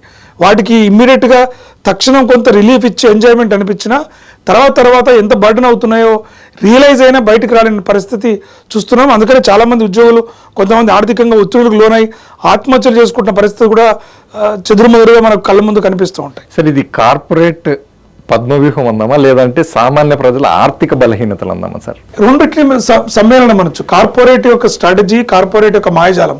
వాళ్ళు వస్తు సేవలను ఉత్పత్తి చేసి అమ్ముకోవాలి, వారి లాభాలను గడించాలి అంటే ఏదో రకంగా ప్రజల చేత కొనుగోలు చేయించాలంటే ఏం చేయాలి? మీరు అన్నట్టుగా ప్రజల యొక్క బలహీనతలు ఏంటి, వాళ్ళు మానసికంగా ఎక్కడ వీక్ ఉన్నారు, వాళ్ళు ఏం కావాలని కోరుకుంటున్నారు, వాళ్ళు ఏ రకంగానైనా సరే ఈ వస్తువులను కావాలని కోరుకునే విధంగా ప్రకటనలు చేయటము, ప్రకటనల ద్వారా ఆకర్షితులు చేయటము, ఆకర్షించిన తర్వాత కొనుగోలు చేయడానికి ఇన్స్టిట్యూషన్స్ ద్వారా లోన్లు ఇప్పించడం, తద్వారా వస్తువులకు డిమాండ్ పెరగడం, తద్వారా వారి ఆదాయాలు పెరుగుతాయి. వీరు కన్జ్యూమరిజం పేరుతో వచ్చిన ఆదాయాన్ని అక్కడే ఖర్చు పెట్టి ఆర్థికంగా బలహీనలు అయిపోతున్న పరిస్థితి కనబడతా ఉంది. కాబట్టి ఖచ్చితంగా ప్రజల్లో అవగాహన లేకపోవడమే, ఆర్థికంగా ఒక క్రమశిక్షణ లేకపోవడం, ఫైనాన్షియల్ లిటరసీ చాలామంది చదువుకున్న వాళ్ళకి కూడా ఈ రోజు వరకు కూడా మినిమం అవగాహన లేకపోవడం, చదువుకున్న ఎడ్యుకేషన్ లిటరరీ ఉన్నా కూడా వీళ్ళ ఎకానమీ లిటరరీ లేకపోవడం ద్వారా ఇది జరుగుతుంది అనుకో. ఖచ్చితంగా. ఎందుకంటే చదువుకున్న వాళ్ళందరికీ కూడా ఇవాళ అడిగితే ఎన్ని ఫైనాన్షియల్ ప్రొడక్ట్స్ ఉన్నాయి, మార్కెట్లో ఎన్ని ఉన్నాయి, లేకుంటే ఎన్ని సిప్లో ఉన్నాయి, ఎక్కడ పెట్టుబడి పెట్టాలని అడగండి, ఇవన్నీ మాకు తెలియదు. పెడితే రియల్ ఎస్టేట్ పెడతాం, లేకపోతే అంతో ఎంతో గోల్డ్లో పెడతాం. స్టాక్లో కూడా ఏం చేస్తున్నారు, పెట్టి మర్చిపోతారు, లేదా ఒక ఏజెంట్ మీద ఆధారపడతారు. నువ్వు మా తరఫున ట్రేడ్ చేసి ఏదో ఒకటి చేయి, లాస్ అయితే లాస్, మునిగిపోతున్నారు. కానీ ఎక్కడ కూడా ఒక స్ట్రాటజికల్గా చేస్తున్నటువంటి అవగాహన లేదు. కాబట్టి ప్రజల్లో ఈ అవగాహనను పెంపొందించుకోవాల్సిన అవసరం ఉంది. కన్జ్యూమరిజాన్ని తగ్గించుకోవాల్సిన అవసరం చాలా ఉంది. అది ఎవరి కోసమో కాదు, వ్యక్తిగతంగా వ్యక్తులు చేసేటువంటి సేవింగ్స్ వల్ల వారు బాగుపడమే కాకుండా దేశం కూడా ఆర్థికంగా బలోపేతం కావడానికి ఆస్కారం ఉంటుంది. సార్, నేడు అన్ని రంగాలను కుదిపేస్తున్నటువంటి ఏఐ సాంకేతికత, శ్రామిక శక్తి, శ్రామిక వర్గాలు ఎక్కువగా ఉన్నటువంటి భారతదేశం, ఉపాధి లేక కోల్పోయేటువంటి రంగాలు ఎక్కువగా ఉన్నాయి. దీన్ని ప్రభుత్వం కానీ ఎలా అధిగమించబోతుంది? చాలా మంచి ప్రశ్న. ఇప్పుడు మనకి దాదాపు 1990లో కూడా 90 ఆ తర్వాత ప్రాంతంలో లేట్ 90sలో కంప్యూటర్స్ వచ్చినప్పుడు కూడా మనకి ఇట్లాంటి ఒక భయాందోళన కలిగింది. గుమస్తాలు గుమస్తాలు అన్ని పోతారు, వాళ్ళకి చాలా మంది ఉద్యోగాలు పోతాయని, 100 మంది ఒక పని చేస్తుంది అని, జేసీబీలు మిషన్లు వచ్చినప్పుడు లేబర్తో పని లేదని, హార్వెస్టర్స్ థ్రెషర్స్ వచ్చినప్పుడు అసలు వ్యవసాయ కూలీలకు పని ఉండదని, ఇట్లా ఒక సాంకేతిక పరిజ్ఞానం వచ్చినప్పుడు దాంట్లో వాస్తవం ఉంది. కొంత మేరకు ఉపాధి కొంతకాలానికి తగ్గినప్పటికి కూడా అది పూర్తిగా ఏ రిప్లేస్మెంట్ చేయలేదు. మనం ఆల్టర్నేటివ్ స్కిల్స్ని పెంచుకోవాలి. అందుకే అంటున్నాం, ఇప్పుడున్న మోడర్న్ వ్యవస్థలో ఏంటంటే, ఒకప్పుడు ఎలా ఉండేదంటే మనం ఎక్కాలంటాం, ఇది టేబుల్స్, మ్యాథమెటిక్స్ టేబుల్స్, అవి చదువుకుంటే సరిపోయేది, అవి పట్టించేటోళ్ళు. ఇప్పుడు వాటితో పనే లేదు. సార్, సాంప్రదాయ చదువులు ఎక్కువగా ఉన్నటువంటి భారతదేశంలో ఇంత టెక్నాలజీని ఎలా అడాప్ట్ చేసుకోగలుగుతారు? అడాప్ట్ చేసుకోవాల్సింది ఈరోజు. అందుకనే అంటున్నాం, నేను మొదటి నుంచి అదే అంటున్నాం, మనం ఒక లేనిపోని సెంటిమెంట్ని అటాచ్ చేయడం. సాంప్రదాయబద్ధమైన ప్రజలు, చదువు లేనటువంటి ప్రజలు, అవగాహన లేనటువంటి ప్రజలు, వాళ్ళని ఎన్ని రోజులు అట్లే అనుకుంటూ పోదాం. ఇవాళ దేశంలో పేదరికంలో ఉన్న వాళ్ళని కూడా వాళ్ళు పేదోళ్ళు, వాళ్ళకేం తెలియదు, మేము ఇస్తేనే బతుకుతారు అని మీకు తెలియకుండా వాళ్ళని సైకాలజికల్గా అట్లనే ఉంచుతున్నారు. మీరు ఇవ్వండి మేము తీసుకుంటామని. అట్లా కాదు, మీరు పనిచేయాలి, మీరు ఆలోచించాలి, మీరు కూడా భాగస్వాములు కావాలి, మీకు హక్కులు ఉన్నాయి, మీకు బాధ్యత ఉంది అనే కల్చర్ని తీసుకురావాలి. టెక్నాలజీ ఇప్పుడు మనం డిజిటల్, అవన్నీ పాతకాలం ముచ్చట్లు ఎందుకు, డిజిటల్ ఇండియా ఇనిషియేటివ్ పెట్టినప్పుడు సాక్షాత్తు మాజీ ఆర్థిక మంత్రి చిదంబరం గారు దేశ పార్లమెంట్లో అవగాహన చేశారు. మన దేశంలో పేదరికం ఉంది, మన దేశంలో చదువురాని వాళ్ళు ఉన్నారు, డిజిటల్ టెక్నాలజీతోని యూపీఐ పేమెంట్స్ ఎవరు చేస్తారో అని అడిగారు. ఇప్పుడు మనం చూస్తున్నాం, హైదరాబాద్ నగరంలో 70-80% జరుగుతున్నాయి. ఈవెన్ బెగ్గర్లు, మన హైటెక్ సిటీ సిగ్నల్ దగ్గరికి వెళ్ళండి, లేకపోతే ఎక్కడికి వెళ్ళండి, గంగిరెద్దుల వాళ్ళు కావచ్చు, భిక్షాటన చేసే వాళ్ళు కావచ్చు, అంటే పూర్తిగా చదువులేనటువంటి వాళ్ళ వృత్తిని లేకపోతే వారు చేస్తున్న పనిని కించపరచడం కాదు, వారు కూడా చదువు రానటువంటి నిరక్షరాస్తులైనటువంటి వారు కూడా ఇవాళ డిజిటల్ టెక్నాలజీ నడుపు చేసుకొని మాకు ట్రాన్సాక్షన్ చేయమంటున్నారు. ₹1, ₹10 అన్నీ కూడా డిజిటల్ పేమెంట్స్లో చేస్తున్నాం. కూరగాయలు అమ్మే వాళ్ళు కూడా ఈరోజు ఆ కూరగాయలు జోకి ప్లేట్ రివర్స్ పెట్టి స్కాన్ చేపిస్తున్నారు. అంటే ఇంత పెద్ద ఎత్తున డిజిటల్ టెక్నాలజీ అడాప్ట్ అయిపోయి పెద్ద ఎత్తున జరుగుతుంది. వ్యాలెట్లు క్యారీ చేసే పరిస్థితి లేదు, మొబైల్ ఎవ్రీథింగ్ అయిపోయింది. సో ఇంత గ్రామాల్లో మొబైల్ పెనట్రేషను దాదాపు 80% మంది ప్రజలకి 80-90% మొబైల్ వచ్చేసింది. మొబైల్ని ఆపరేట్ చేయగలుగుతున్నారు, డిజిటల్ కంటెంట్ని యాక్సెస్ చేయగలుగుతున్నారు. ఇంక ప్రాబ్లం ఎక్కడిది? ఈ పద్ధతులను నేర్చుకోవడానికి కూడా మోటివేషన్ ఉండాలి, కోరిక ఉండాలి. మనం వాళ్ళని చైతన్యవంతం చేయగలిగితే ఖచ్చితంగా నేర్చుకుంటాం. కాబట్టి ఏఐ అనేటువంటిది కూడా రాబోయే రోజుల్లో సవాలు విసురుతుంది. మనిషిని మరింత ప్లాన్డ్గా ఆలోచించమని, మొద్దుబారుతున్న మైండ్లని మరింత పదును పెట్టమని, మనం మానసికంగా ఇంకా బలోపేతం కావాలి, మనం ఇంకా ఎక్కువ ఆలోచించగలగాలి. మనకు ఛాలెంజ్లు విసురుతున్నటువంటిది ఆర్టిఫిషియల్ ఇంటెలిజెన్స్. అది తయారు చేస్తుంది కూడా మనమే కదా. కాబట్టి వాటిని నడపాలన్నా, వాటి పని చేయాలన్నా కూడా అదొక మనిషి మానవ మనగడకే. కాబట్టి ఖచ్చితంగా ఏఐ రివల్యూషన్ వల్ల ఒక ట్రాన్సిషన్ ఆ అడాప్షన్ అయ్యేంత వరకు జరిగే నిరుద్యోగిత తప్ప దీర్ఘకాలంలో ఉండదు. ఈ మధ్యకాలంలో మనం స్కిల్స్ పెంచుకోవాలి. ఇవాళ మీరు ఎంతెందుకు ఏ కార్పొరేట్ రంగానికి వెళ్ళినా ఒక ప్రాజెక్ట్ అయిపోయేలోపు రాబోయే ప్రాజెక్ట్ సంబంధించిన కొత్త స్కిల్స్ నేర్చుకుంటేనే ఈ ప్రాజెక్ట్ పని మంచిగా చేసి రాబోయే ప్రాజెక్టు సంబంధించిన స్కిల్స్ నువ్వు నేర్చుకొని సర్టిఫికేషన్ వస్తే కానీ నీకు మళ్ళీ ఉద్యోగం కట్టినవు కాదు. రాబోయే రోజుల్లో ఇప్పటికే చాలామంది ప్రభుత్వ రంగ సంస్థల్లో కూడా 5 సంవత్సరాలకు ఒకసారి రివ్యూని పెట్టబోతున్నారు. ఇవాళ ప్రభుత్వ రంగాలు కూడా ఆలోచిస్తున్నాయి. ఏంటంటే పర్మనెంట్ అనగానే కథ ఉద్యోగానికి రాగానే రిలాక్స్ అయిపోతున్నారు. ఆ బాధ్యత, ఆ ఇంట్రెస్ట్ తీసుకోవట్లేదు. ప్రభుత్వ రంగంలో బద్ధకం ఎక్కువ కొనసాగడానికి ఇది కీలకమైన అంశం సార్. కాబట్టి ఇప్పుడు ప్రభుత్వం కూడా ఆ దిశగా చెక్ పెట్టడం కోసం మీరు స్థిరత్వం ఉంటుంది, కానీ 5 yearsకి ఒకసారి మీ పర్ఫార్మెన్స్ అసెస్మెంట్ ఉంటుంది. అక్కడ సాటిస్ఫాక్టరీ అయితేనే నెక్స్ట్కు మీకు కాంట్రాక్ట్ రిన్యూల్ అవుతుంది. లేదు అంటే your relieve from your job. అట్లాంటి వ్యవస్థను కూడా అంటే పర్ఫార్మెన్స్ బేస్డ్కి అత్యధిక ప్రాధాన్యత ఇస్తున్నాము, ఇన్నోవేషన్కి ప్రాధాన్యత ఇస్తున్నాము, కొత్త ఆలోచనలకి ప్రాధాన్యత ఇస్తున్నాము. ప్రజలందరూ ఆలోచించాలి. ఒక వర్గము సమాజంలో ఒక వర్గం వారు మాత్రమే అనుభవించినటువంటి సంపదను కావచ్చు, లేదా సృజనాత్మకతను కావచ్చు, అందరికీ ఉంది అని నిరూపించడానికి, అందరికీ అందుబాటులోకి తీసుకురావడానికి జరిగేటువంటి ప్రయత్నం జరుగుతుంది. కాబట్టి ఖచ్చితంగా ఏఐలో మనం అప్డేట్ అవ్వాలి. మనం అప్డేట్ కాకపోతే రూల్ అవుట్ అయిపోతాం. అప్డేట్ అయ్యామనుకో మనం ఏఐ నుంచి దూరం వెళ్ళాల్సిన పని లేదు. ఇప్పుడు కూడా మనకు ఫోన్లకు అప్డేట్స్ వస్తుంటాయి.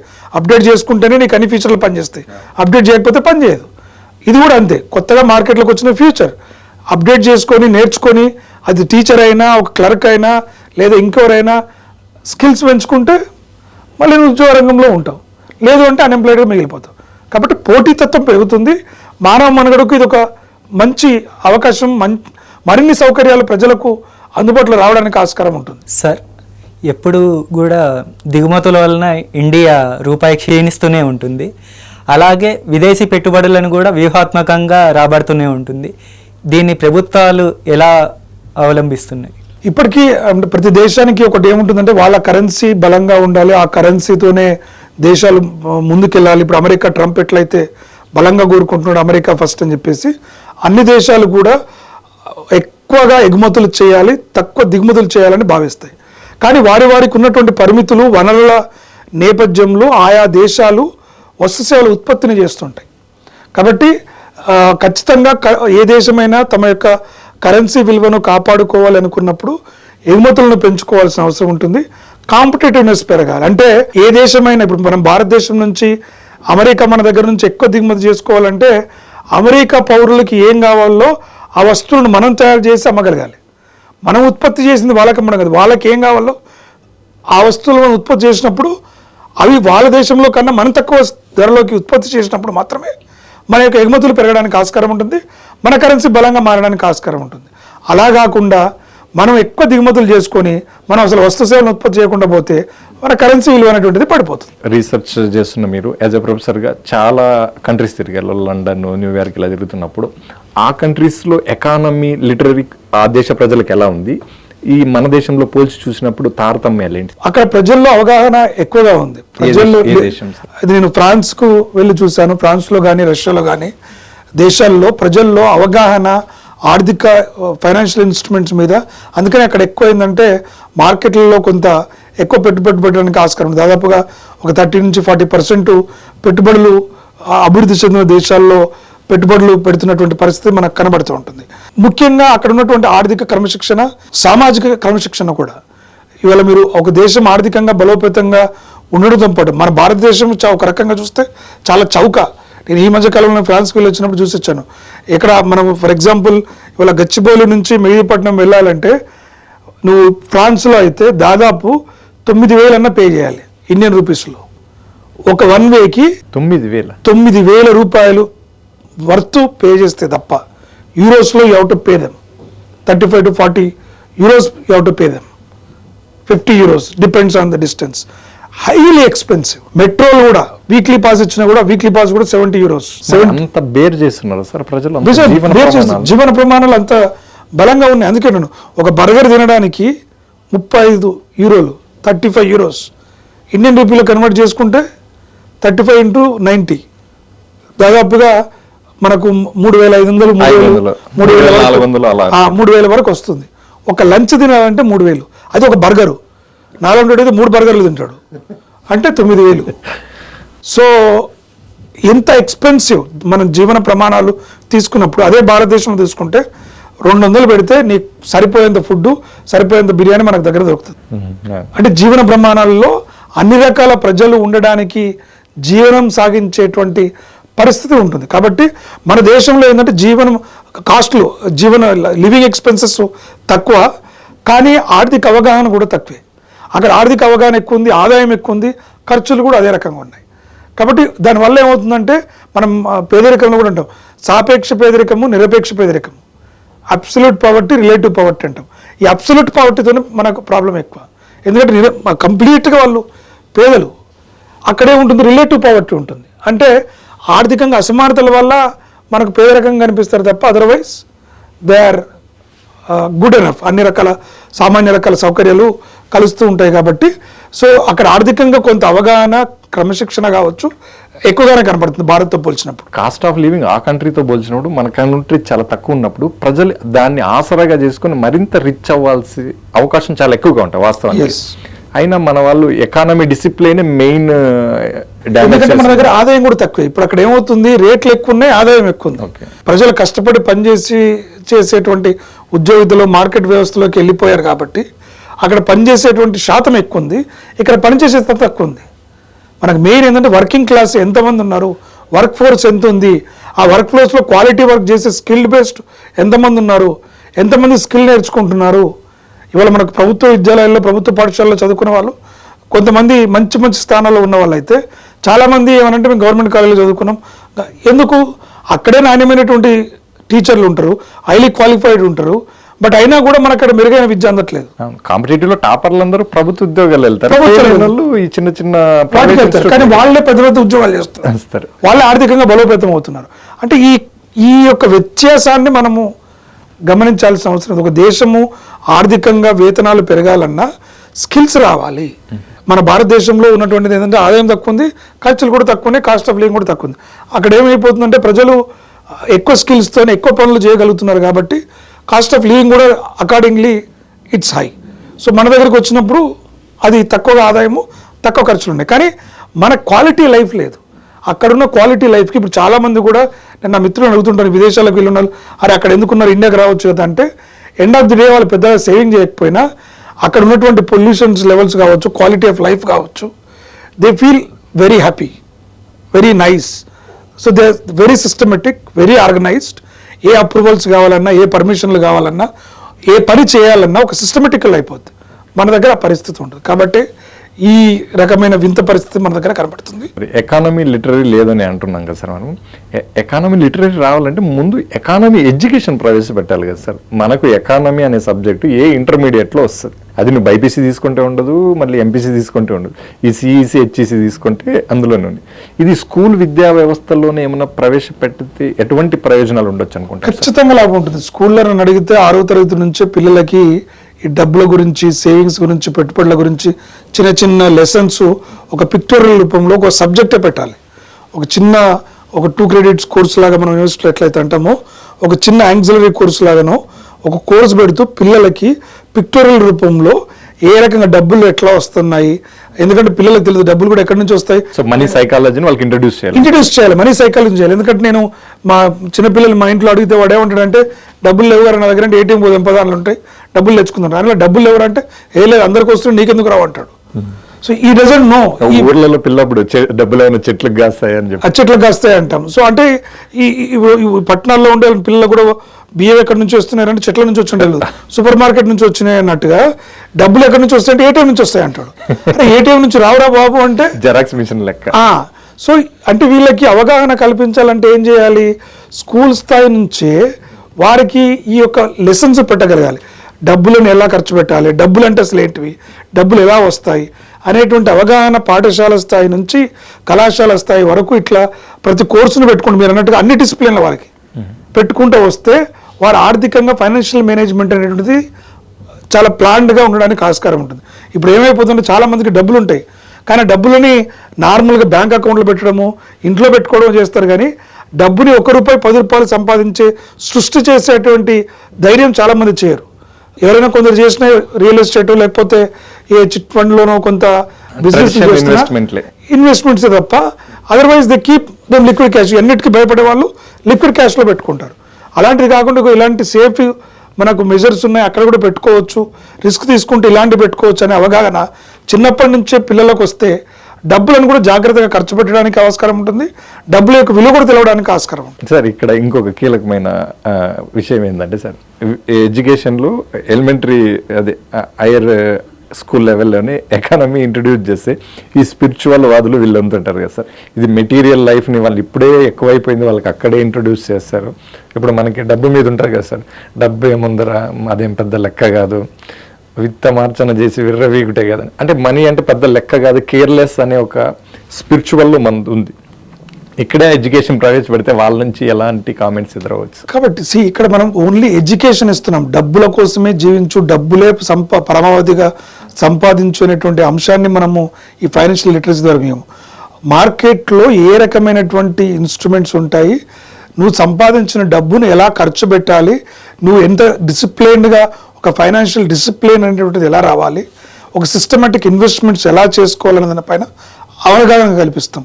డబ్బే ప్రధానమైనటువంటి అంశాన్ని మనం కూడా చెప్పాం. కాబట్టి ఇలాంటి ఏదో ఒక విషయం ఫైనాన్షియల్ లిటరసీ తెస్తే డబ్బుల గురించి ఎక్కువైపోయి మెటీరియల్ లైఫ్కు వెళ్తారనేటువంటి వాదనతో నేను ఏకీభవించాను.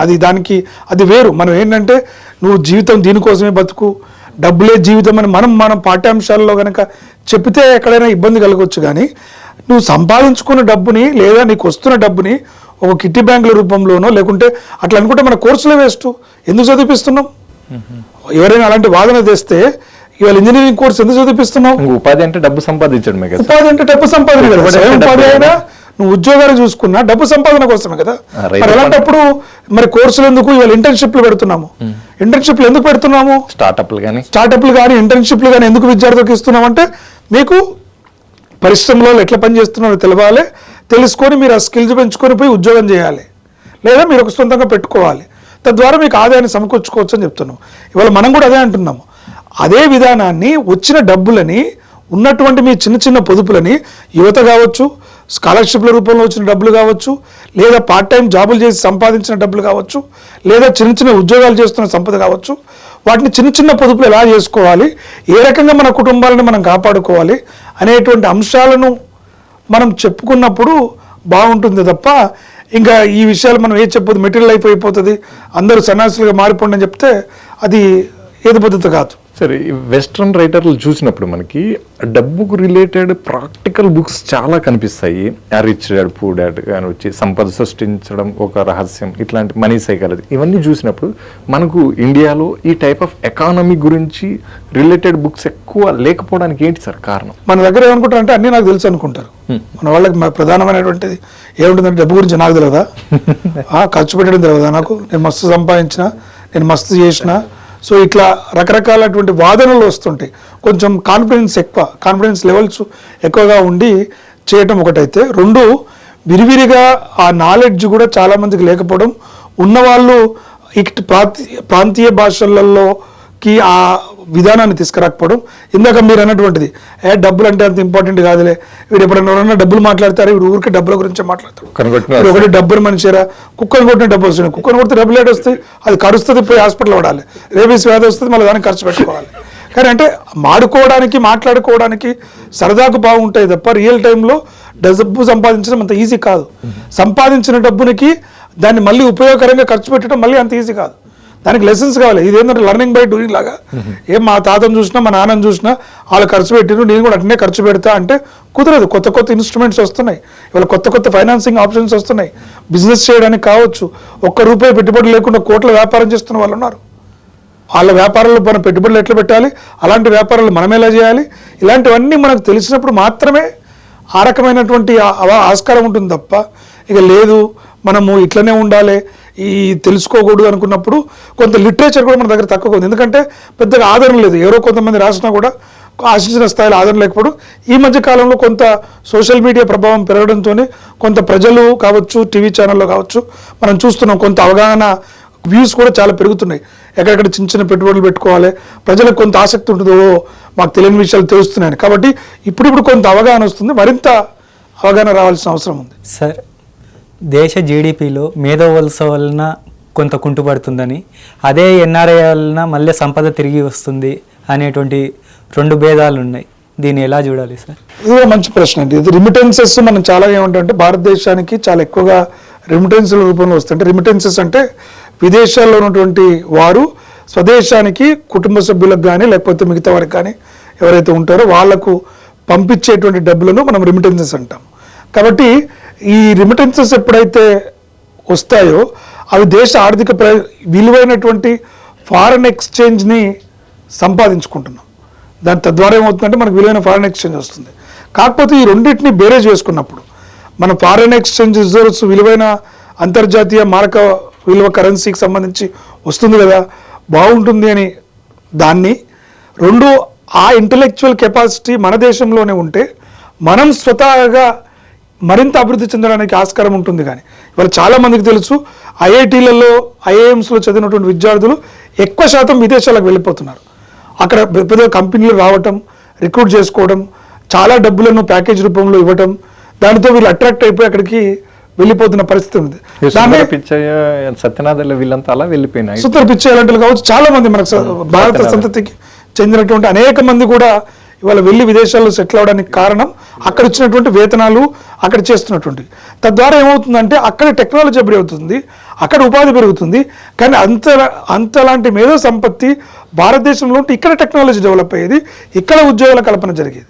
మనకి ఇప్పుడు వచ్చే రెమిటెన్సెస్ కన్నా ప్రయోజనం ఎక్కువ ఉండేది అనేటువంటిది నా ఆలోచన. కాబట్టి ఈ మేధో వలసలు ఆపాల్సిన అవసరం ఉంది. సంపన్న వర్గాలను ఇవాళ చూడండి, ట్రంప్ అంటున్నాడు డబ్బులున్న వాళ్ళని కూడా మీరు 5 కోట్లు తీసుకున్న 50 కోట్లు తీసుకొని వస్తే గోల్డ్ కార్డు ఇచ్చేస్తాను, పర్మనెంట్ వీసా ఇచ్చేస్తాను. అంటే పెట్టుబడులు తీసుకొని ఎవరైతే వస్తారో వాళ్ళకి మా దేశం వెల్కమ్. వస్తే ఇంటలెక్చువల్గా రా, 2 మార్గాలు, ఒకటి నువ్వు తెలుగు తీసుకోనన్నా రా, లేదా ఇన్వెస్టర్గా రా. Investor intelligent very good. Investor రా, ఇంటెలిజెంట్ అని కదా. ఈ 2 తప్పితే మా దేశానికి మీరు రావద్దు. ఇంకా ఈ 2 లేకపోతే నువ్వు ఇంటెలిజెంట్ కాదు, ఇన్వెస్టర్ కాకపోతే మా దేశానికి వద్దు, మీ దేశంలో మీరే చావండి. సో వీళ్ళే కావాలి. తద్వారా ఏం చేస్తున్నాడు, ఆ దేశం యొక్క అభివృద్ధికి పాటుపడుతున్నారు, అలాంటి వాళ్ళందరినీ ఆకర్షిస్తున్నారు. ఇవాళ అట్లాంటి సంపద, అట్లాంటి టెక్నాలజీ, అట్లాంటి మేధో సంపత్తి ఈ దేశంలో ఉంటే ఈ దేశం మరింత వేగంగా అభివృద్ధి చెందడానికి ఆస్కారం ఉంటుంది. కాబట్టి ఖచ్చితంగా మేధో వలస ఆపాల్సిన అవసరం ఉంది. మనకు విలువైన ఫారెక్స్ రిజర్వ్స్ వస్తున్నాయి కదా, లేకుంటే ఈ మారకం కరెన్సీ వస్తుంది కదా, అది చాలులే అనుకుంటే అది గుడ్డిలో వెళ్ళి అంతే, అదొక చిన్న supplement, that's not the end product. కాబట్టి మనం ఎండ్ ప్రోడక్ట్ని రిటైన్ చేసుకోవడానికి ప్రయత్నం చేస్తే అప్పుడు మరింత మెరుగైన ఫలితాలు సాధించడానికి ఆస్కారం ఉంటుంది. సో మీరు యాజ్ ఏ ఎకానమీ ప్రొఫెసర్గా ఎకానమీ లిటరరీ పెరగడానికి మీరు రికమెండ్ చేసే టాప్ 5 బుక్స్ ఏంటి సార్? well, చాలా బుక్స్ ఉన్నాయండి. నేను ఏమంటానంటే ఫస్ట్ మీ పర్సనల్గా రికమెండ్, మీ personal reading list. Personal reading కూడా నేను ఏమంటానంటే ఇప్పుడు ఒక్కొక్కరికి ఒక్కొక్కటి ఉండి మనం ఒక బుక్ను స్పెసిఫిక్గా చేయకుండా ఫస్ట్ ముఖ్యంగా మన తెలుగు రాష్ట్రాల్లో ఉన్న తెలుగు ప్రజలకి చెప్పేది ఏంటంటే బేసిక్ లిటరసీ మీద. ఒక బ్యాంకింగ్ వ్యవస్థలో మీరు వెళ్ళినప్పుడు ఒక రికరెంట్ డిపాజిట్ అంటే ఏంటి, ఒక ఫిక్స్డ్ డిపాజిట్స్ ఏంటి, ఏ రకమైన ఫైనాన్షియల్ ఇన్స్ట్రుమెంట్స్ ఉన్నాయి, ఎట్లా చేస్తున్నారు అనేటువంటి విషయాలపైన ఒక బేసిక్ అవగాహన, ఏ రకమైన పెట్టుబడులు ఉన్నాయి, ఒక స్టాక్ మార్కెట్ అంటే ఏంటి. పర్టికులర్గా చెప్పాలంటే నేను వ్యక్తిగతంగా రాసే బుక్ల కన్నా ఎన్ఎస్సి, పిఎస్సి, సెబీ మనకు రీజనల్ లాంగ్వేజ్లో కూడా బుక్స్ ఇస్తున్నారు, ఆన్లైన్లో పీడిఎఫ్ రూపంలో దొరుకుతున్నాయి. కాబట్టి వాటిని చూడొచ్చు.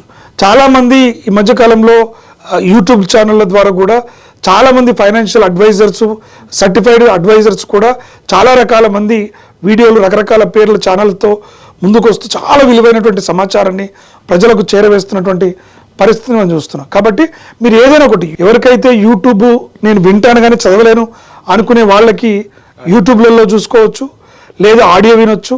వాకింగ్ చేస్తూనో నడుస్తూనో మనం పర్టికులర్గా టైం కేటాయించకపోయినా మనం వాకింగ్ చేస్తున్న సందర్భంలోనో ట్రావెల్ చేస్తున్న సందర్భంలోనో పెట్టుకొని నేర్చుకోవచ్చు.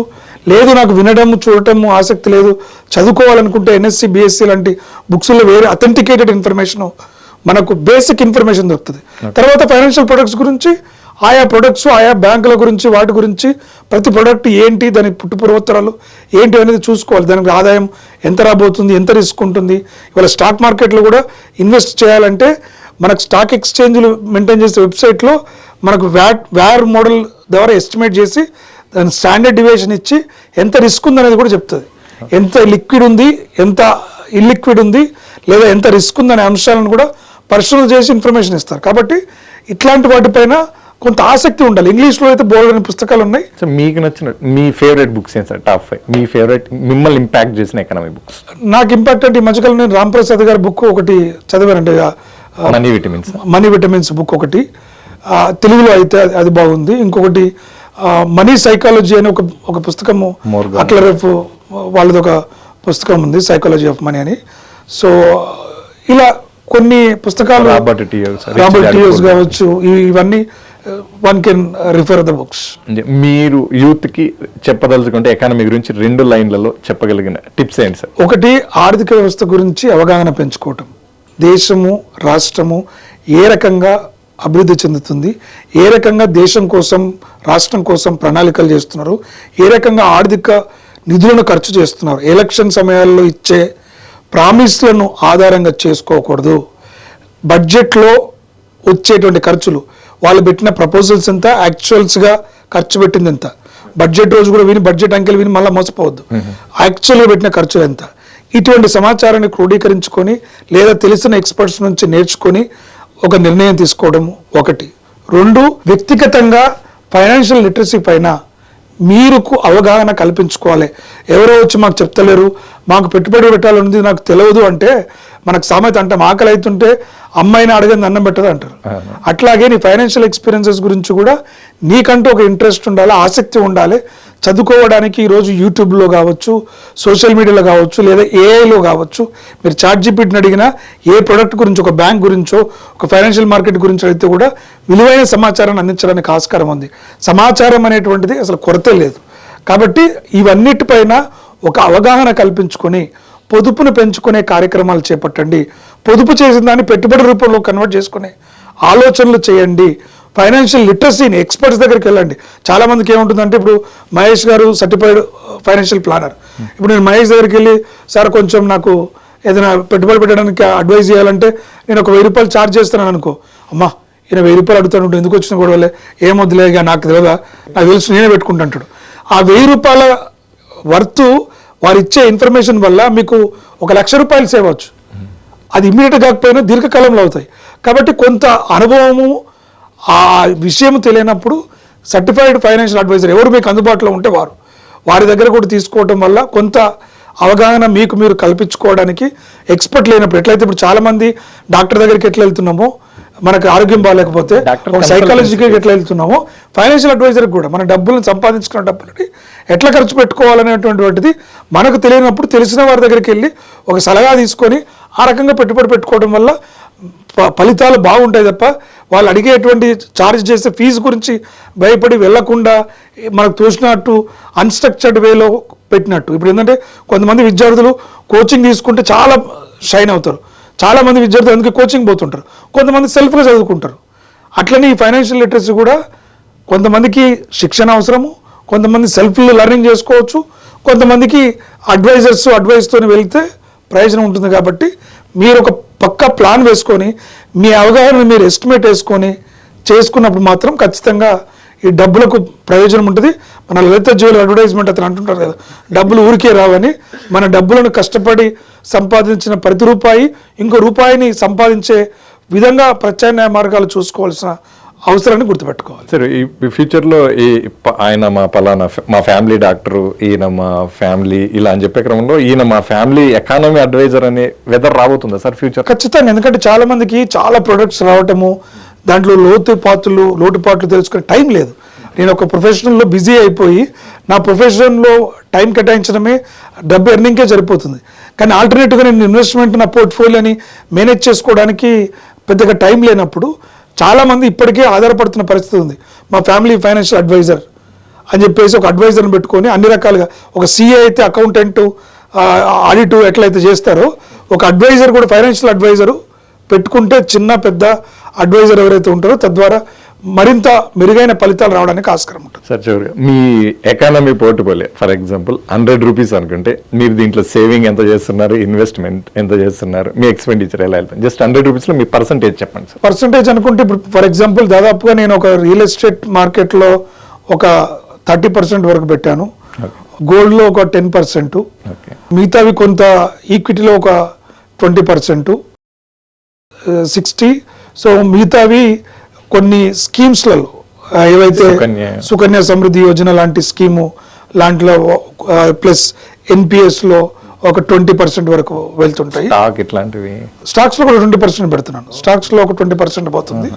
సో మిగతావి ఏంటంటే లిక్విడ్ అసెట్స్లో పెట్టుకోవడానికి రికరింగ్ డిపాజిట్లు పెడతాను.